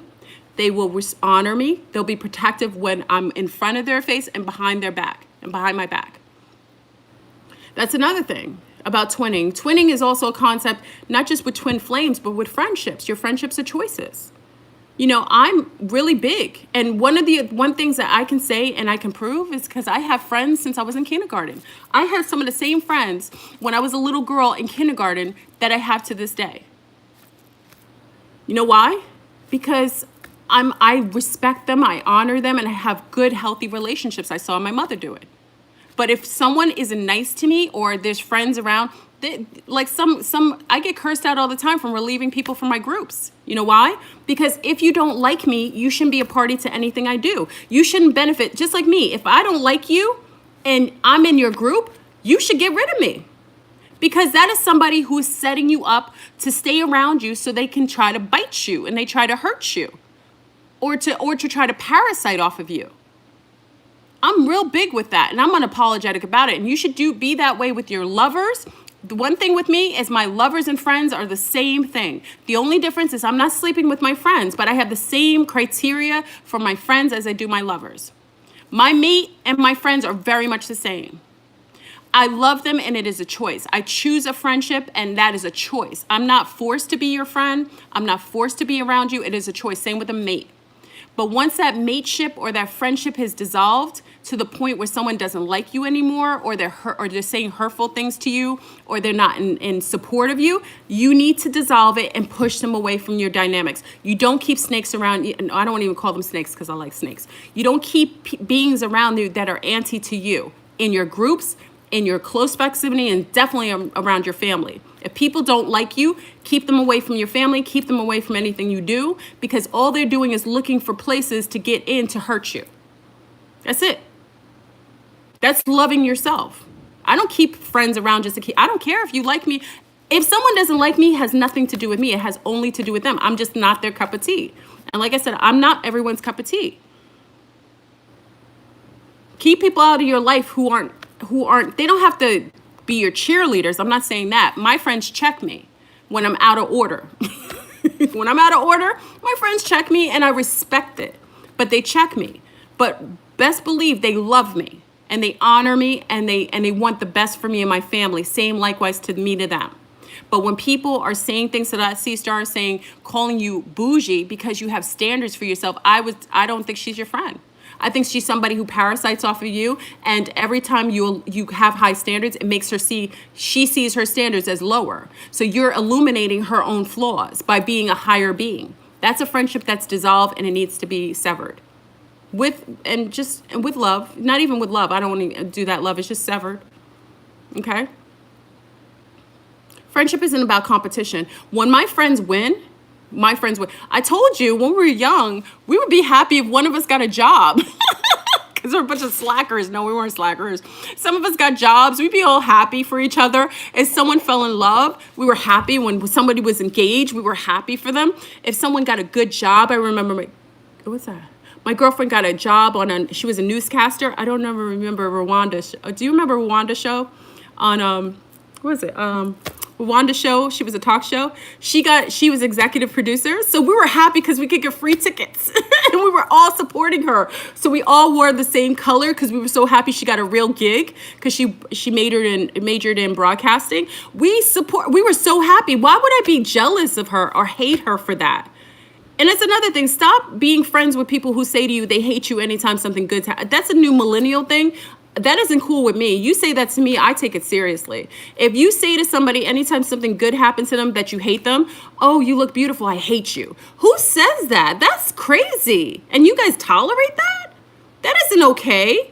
When someone says they hate you because they see something nice about you or you look beautiful, that's some hateration that's toxic. I just say if you looking beautiful makes somebody say to you they hate you or they're jealous of you or I question that relationship. I'm just saying, be around people who are supportive. You don't have to have a whole line of friends, but at least have one or two that are all about being healthy and are happy for you and your family.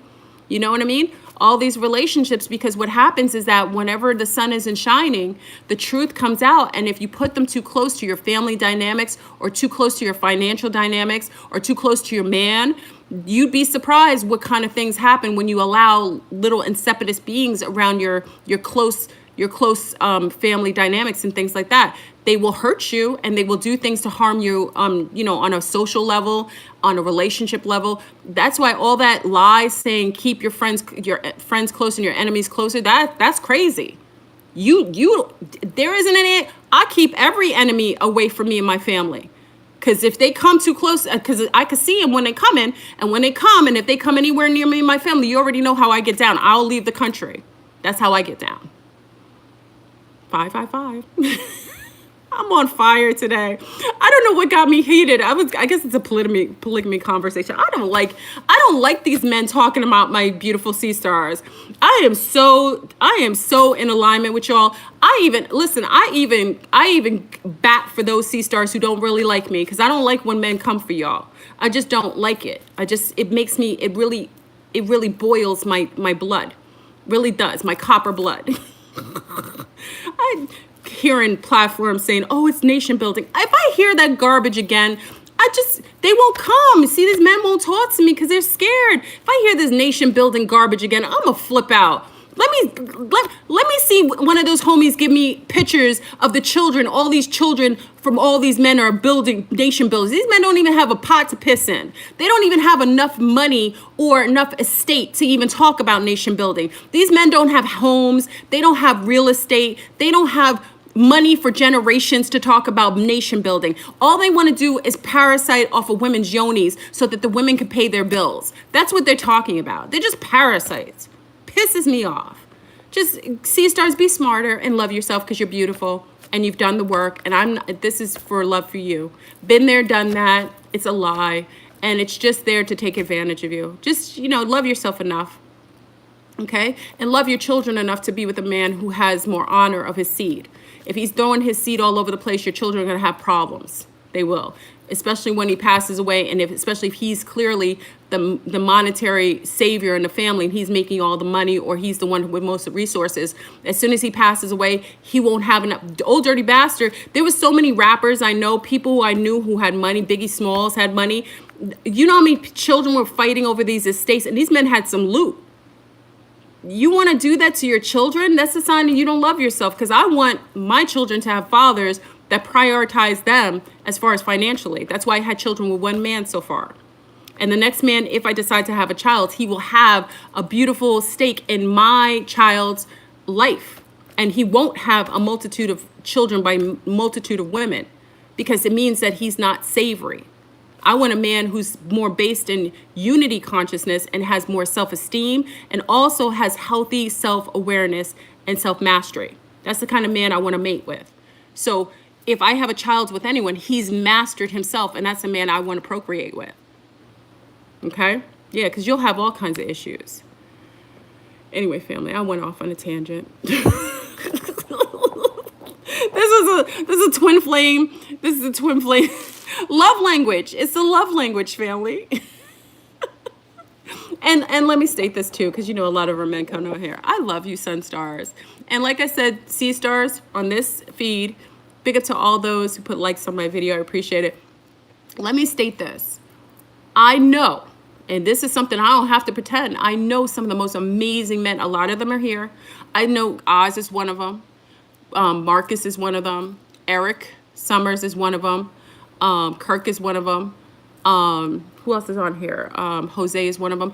I know the most astounding, most loyal, and honoring men. He said not today. I know some of the most amazing, loyal men. I do. I know them. They're not artificial in my head. They're not they're not like books that I read. See, I don't have to read books to know things. You know what I mean? I can read books, and I appreciate it because I do. I'm a researcher. I can read books, but I live a life too, and I'm well traveled, and I'm very balanced in who I kiki with. But I know some phenomenal men, and they're good men.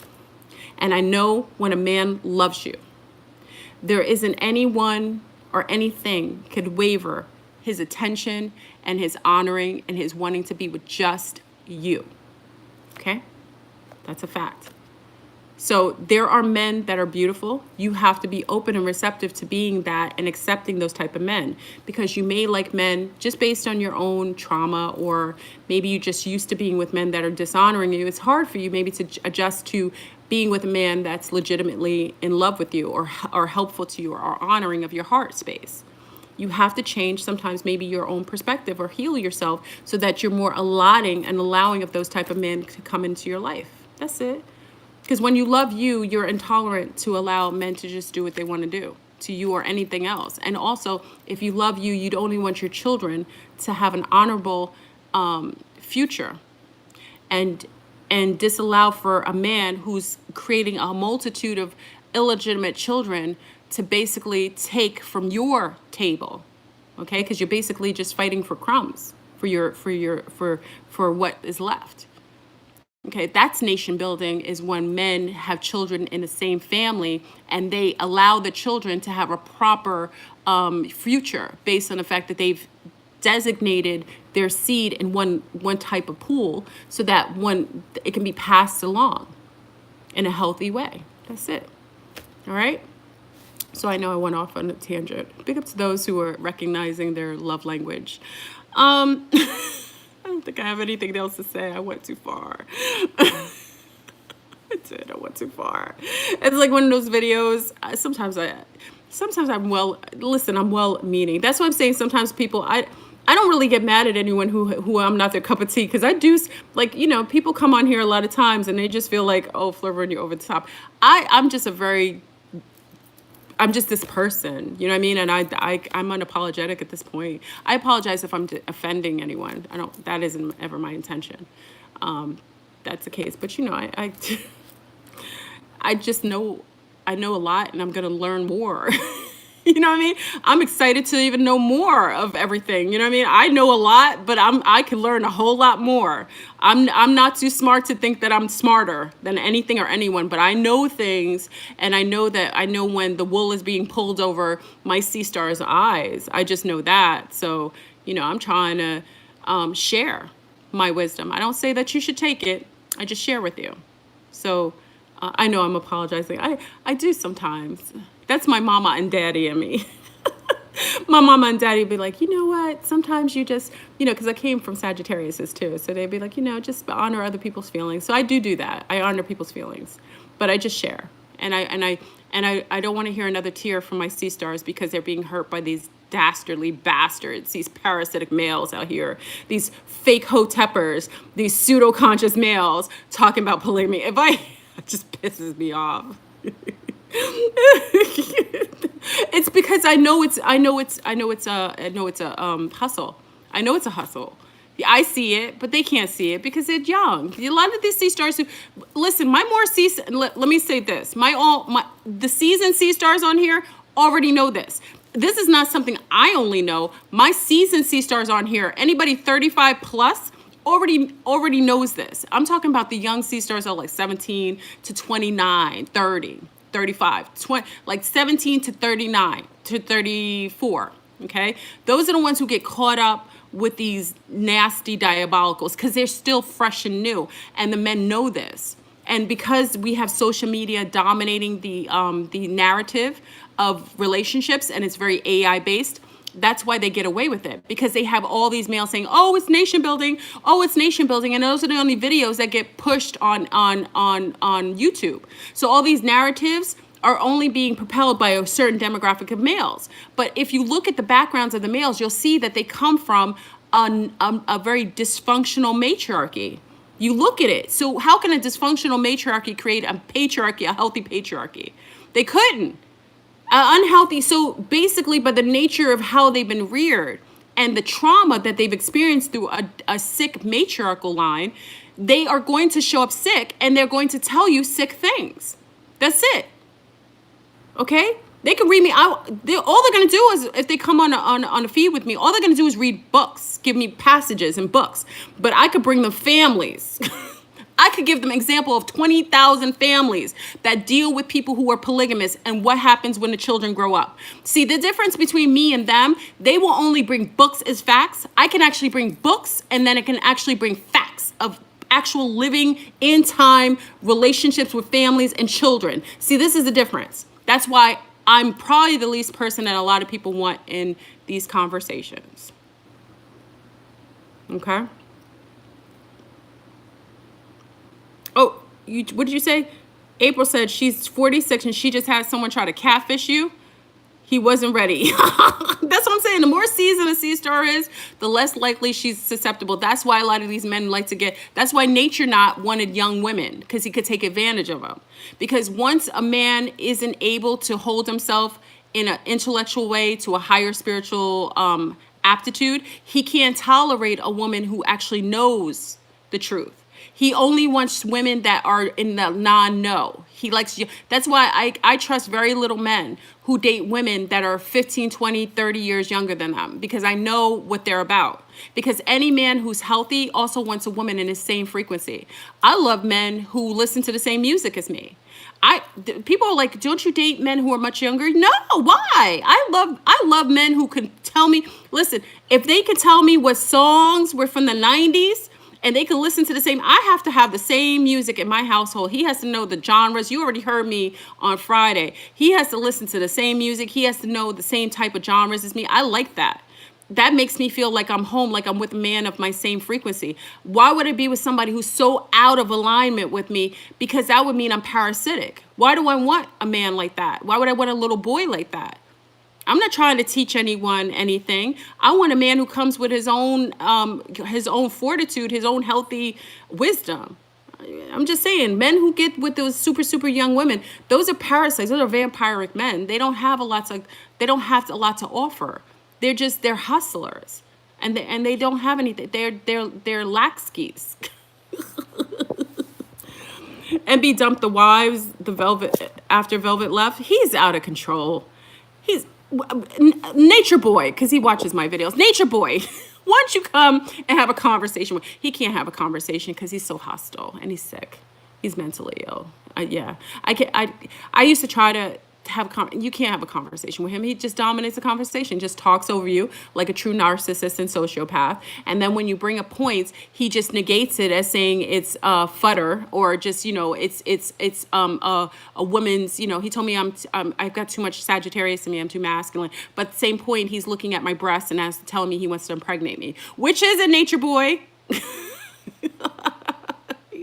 He's like, he's all kinds of insidious, but look at him, you know, that's what I'm saying. He was hurt. You know, he was hurt. He lost his mother and father. You know, that's very sad. So you wonder why, and he sucks his thumb. He's a man, he literally still sucks his thumb, and he's in his 40s. Any grown man who's still self-soothing and sucking his thumb, he's been traumatized, and that's unhealthy. And you want to listen to someone like that and call that your master teacher? I question your sanity, okay? Because if he hasn't mastered himself and he's still, and that's, listen, fam, I don't joke about that. That's very sad. I don't want to make jokes about him sucking his thumb. That's very sad. It means that he's been so traumatized that he still has the he's still self-soothing. Still self-soothing. And that means you can imagine what happened to him as a child.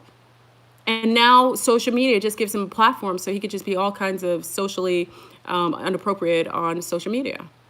Okay? Yeah, so, you know, I also know people from who follow who, okay? I know people from who they surround themselves with. If people are resonating with Nature Boy, I know the type of people they are. If a lot of you rock with polygamists, I also know the type of people you are. You know what I mean? You know, when you sit idly and complicit with people that are morally and ethically unsound, I know who you are. You come around my circle, you already know what time it is. There isn't anybody around me in my personal space that is unsound, healthy, or ethically sound. Okay? So it tells you how I feel about myself, how I feel about my children, and how I feel about my world. All right? That's it. Flora, wait, is self-soothing telling of toxicity of self-soothing past a certain degree? Whenever somebody self-soothing to a certain degree is okay, but when it's something that is related to being remedial, mentally, or stultified in consciousness, it's a sign that there's so much trauma that has been unresolved. So I just say, if you see someone doing things like self-soothing, like a grown man at 40 sucking his thumb and he has to do it, that's a testament that he's been so traumatized that he has not resolved it and he's unable to move past that. He's also one who's unable to master himself sexually, okay? He's not someone who could withhold from having sex for 30 days, okay? When someone is unable to master themselves in that way, you know, it's a testament to their limitation, okay? Cognitive limitation, okay? And then we started getting into gene pools because, you know, I can get all kinds in the blood type.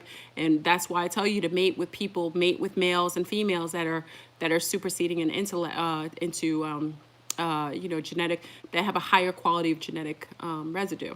Because when you mate with archaic males, you give birth to cave children.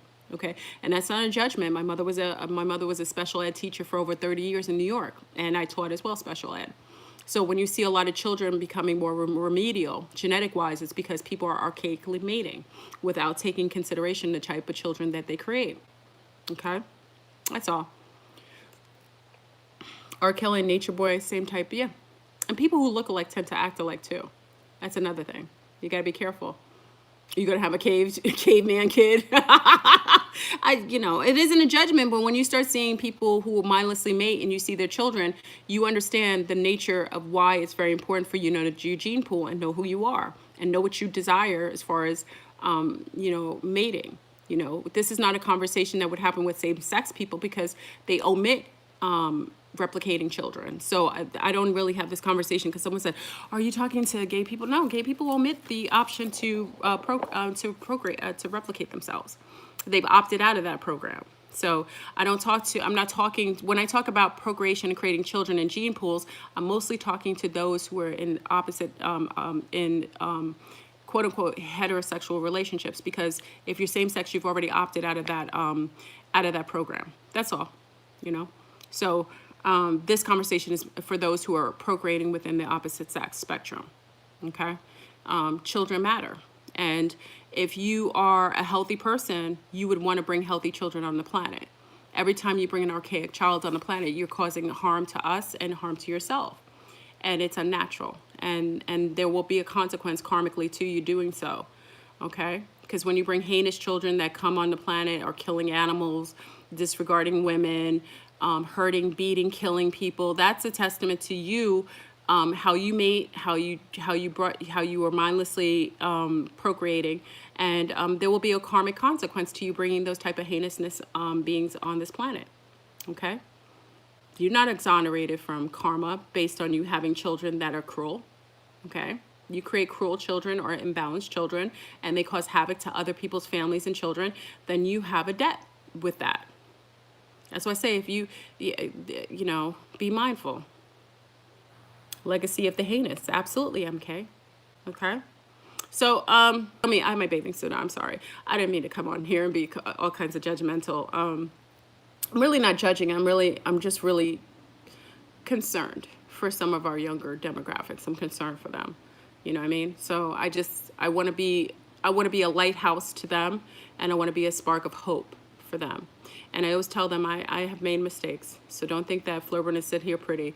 You know, I've had men who were disrespectful. I haven't had a lot of relationships, so maybe that's a little different.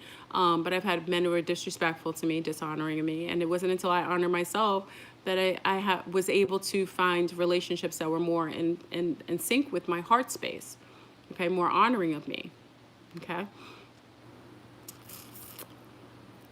So anyway, family, I'm going to be out. I got to finish dinner. I kind of made dinner. So, I try to be. I have to also, I'm learning myself. So I'm learning who and what I am. And because of that, I have to leave some room for, you know, things. I have to leave some room for growth, you know. I'm still growing as a soul, and I have to make sure I'm honoring of all of those around me at the same point without being so disrespectful or dishonoring of somebody else's peace of mind, you know what I mean? But one thing I say is I have a healthy amount of balance in the way that I show up, all right? So yeah, I made some greens, some collard greens. I made some jerk collard greens. I bought this jerk seasoning from, it's like powder seasoning from the farm. They make their own jerk seasoning. So I have jerk collard greens with fettuccine tonight. Woo, fire in the yard. I got some fettuccine. My little one wanted fettuccine. So I had to go get some spelt fettuccine because I couldn't find I like spelt grain. So I had to go get spelt fettuccine. It's made with hemp. It's like a hemp fettuccine sauce. And these collard greens, it's jerk collard greens. Woof! I could smell them right now. Yeah, so I have them cooking because, you know, collard greens, I got them fresh, and I wanted to make sure that they, you know, because I don't do too much of those little crystals on top of the leaves, so I had to wash them really well, and then I had them cooking nice and long because, you know, I only use glass. I only use my glass cookware. I got rid of all of my metals. I cook with only glass and bamboo and clay. So it's in my glass pot, and I got that big glass pot. It was the last one. I couldn't even get it. It was like, oh, it's beautiful. So I'm cooking with the big brown glass pot with my jerk greens. It's not too spicy because one little one doesn't like it too spicy. So jerk greens, and then I have fettuccine made with hemp.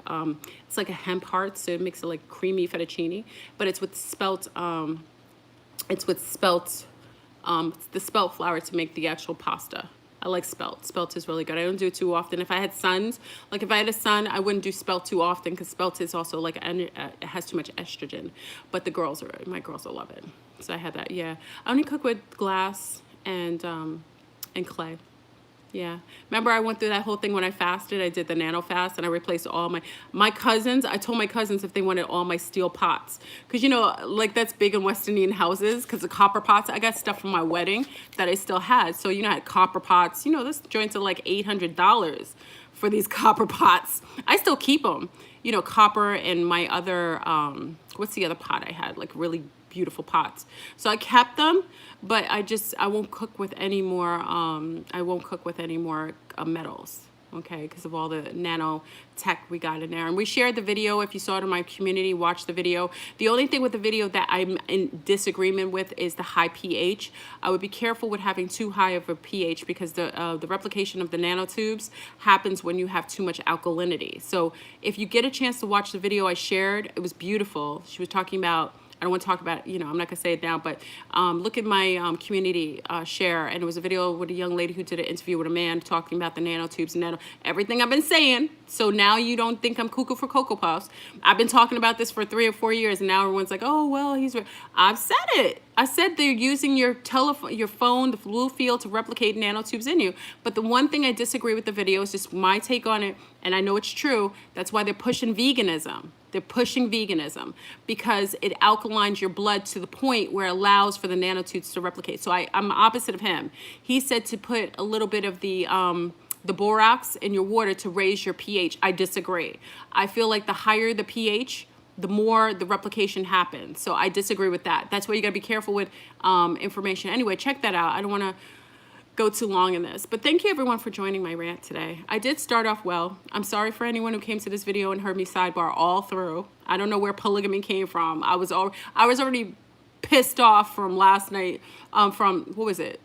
Or the conversation. And then my twin flame was like, yeah, listen, my twin flame was like this. He was like, you sick. He was listening to the guy talk about polygamy. He was like, he's sick. And I said to him, because I have a clear conversation with my twin flame. So I said to my twin, I said, what do you think about the concept? Because I'm not a mass monogamist. Many of you know that. So we keep it real. We're a more seasoned couple too. So I to ask my twin, I said, what do you think about the whole concept of polygamy? And same, you know, it's not same, but he's very vetted. He's like, listen, men like to have sex with multitude of women. This is utilizing the fact that men don't want to have accountability as a way to justify it. That's what he said. He said what on a man, see, I love getting a man's opinion who's unapologetic. See, he's not apologetic and he's seasoned. That's why I don't want to date a young boy. I love men. Oh, I love what an intellectual man keeps it real. He was like, men like a lot of women. They like to sleep with a lot of women. This is just giving men a ploy and a justification for sleeping with women. He said it. So it's not, I know you think I'm saying things because I'm a female, but this is a man, a grown man who's successful. He's powerful in his own world. He's healthy. He's virile. He doesn't have any reason to lie to me because we're not about that kind of coupleship. He kept it real. He said, that's what it is. These young boys, they just want to sleep with multitude of women. That's it. They want a justification so they don't look like heathens or savages. Because they look like savages when they can't control their yoni. There isn't a man who's not attracted to other women. And there's not a woman who's not attracted to other men. We're not talking about that. We're not saying that. Listen, there are, some of y'all are so attractive. Listen, I get pictures. Some of these men like to send me pictures of them, not naked, because they're going to be respectful. I get 0 naked pictures of men because they're respectful and they're scared of me. But I do get pictures of men showing me their faces, their, you know, just what they wear. They are handsome as all heaven. And I admire them and I think they're handsome. Doesn't make me want to sleep with them. Okay? Same likewise. He's handsome. My mate is handsome. Any man I'm with is handsome. He's handsome. He's successful. He attracts women. He thinks women are beautiful. That's what he's supposed to. But there's a difference between admiring and being attracted to others rather than serial hoarding. Serial hoarding, wand and yoni hoarding is a difference. If you have self-esteem and you have healthy self-worth, you wouldn't want to sleep with a multitude of people. You know what I mean? That's it. It's just hit. You know what I mean? You'd want to just chill out with the same person because you like their energy. That's it. It's not even that serious. You got these people who are savages out here. I don't even think half of them are human, and they're justifying their poor self-esteem. They're justifying it. Okay? If a man should be okay. I have the most handsome men who want to sleep with me. Doesn't mean I want to sleep with them. I don't care what they look like. I like who I'm with. So that's who I want to be with. Doesn't matter how many these men are like, oh, I have the most beautiful women who love me. So you don't have self-restraint. So so you're not used to beautiful women loving you then. That means you have low self-esteem, because you should be used to beautiful women loving you and not giving in to every temptation. A healthy man who's healthy isn't taken over by beautiful women. He knows he can get beautiful women. He knows that's what what's, what comes with him. Same with a woman. What does it mean he has beautiful women? Okay, because he's a good-looking man. He should have beautiful women that like him. So if you're not used to beautiful women liking you, then you have low self-esteem. Then you just want to take them all because you don't feel worthy of them. So you want to take as many as you get until you can't get any more. There's something wrong with you. That's savage. That's savage. Anyway, I'm out of here. I just call them savages. I'm out of control. Out of control, Florboon. She's talking smack about polygamists again. I love you. I love you, sea stars. I bat for you, my beautiful sea stars. You're like my daughters on this planet. I got my daughters on this planet. I feel like the mother of all the sea stars on this planet. I got your back. This is what I will say. I got your back in so many ways. I vie for you and I rep for you all day. I do. So let them talk to you any which way, and you send them to Florboon to have a conversation. They will spin their words in a more respectful and palatable way. Because I love you. It's like sending them to your mother. You better come in the yard properly or you're going to have a problem. And I got a lot of men who love me. So if you men aren't respectful to me, I got some alphas for you who love me and would take care of making sure that you're humbled. Anyway, let me start threatening people. Love you. Anyway, family, I'm gone. Have a masterful Sunday. I'm going to go finish I got to make my fettuccine right now. It's getting late. Have a masterful day. I know, love and light. Love and light. Amazing. The twin flame, remember, for those who engage in a twin flame Friday manifestation, remember, you should start seeing results around the new moon. So around the new moon, you should start seeing some twinning going on. So around new moon, y'all should see some sparkles in the eyes.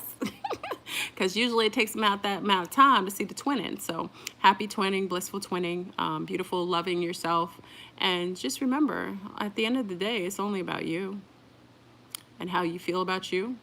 And how others feel about you has zero to do with you. Just keep your friendships tight, keep them healthy, and keep yourself, grounded, but in love. All right. So I'm out. I'll see you guys later. And peace. I'll probably be on IG tonight. Maybe we'll do a jam session. I don't know if I'm hanging out tonight. So if I'm home tonight, we'll be doing a jam session. All right. All right, family. Peace.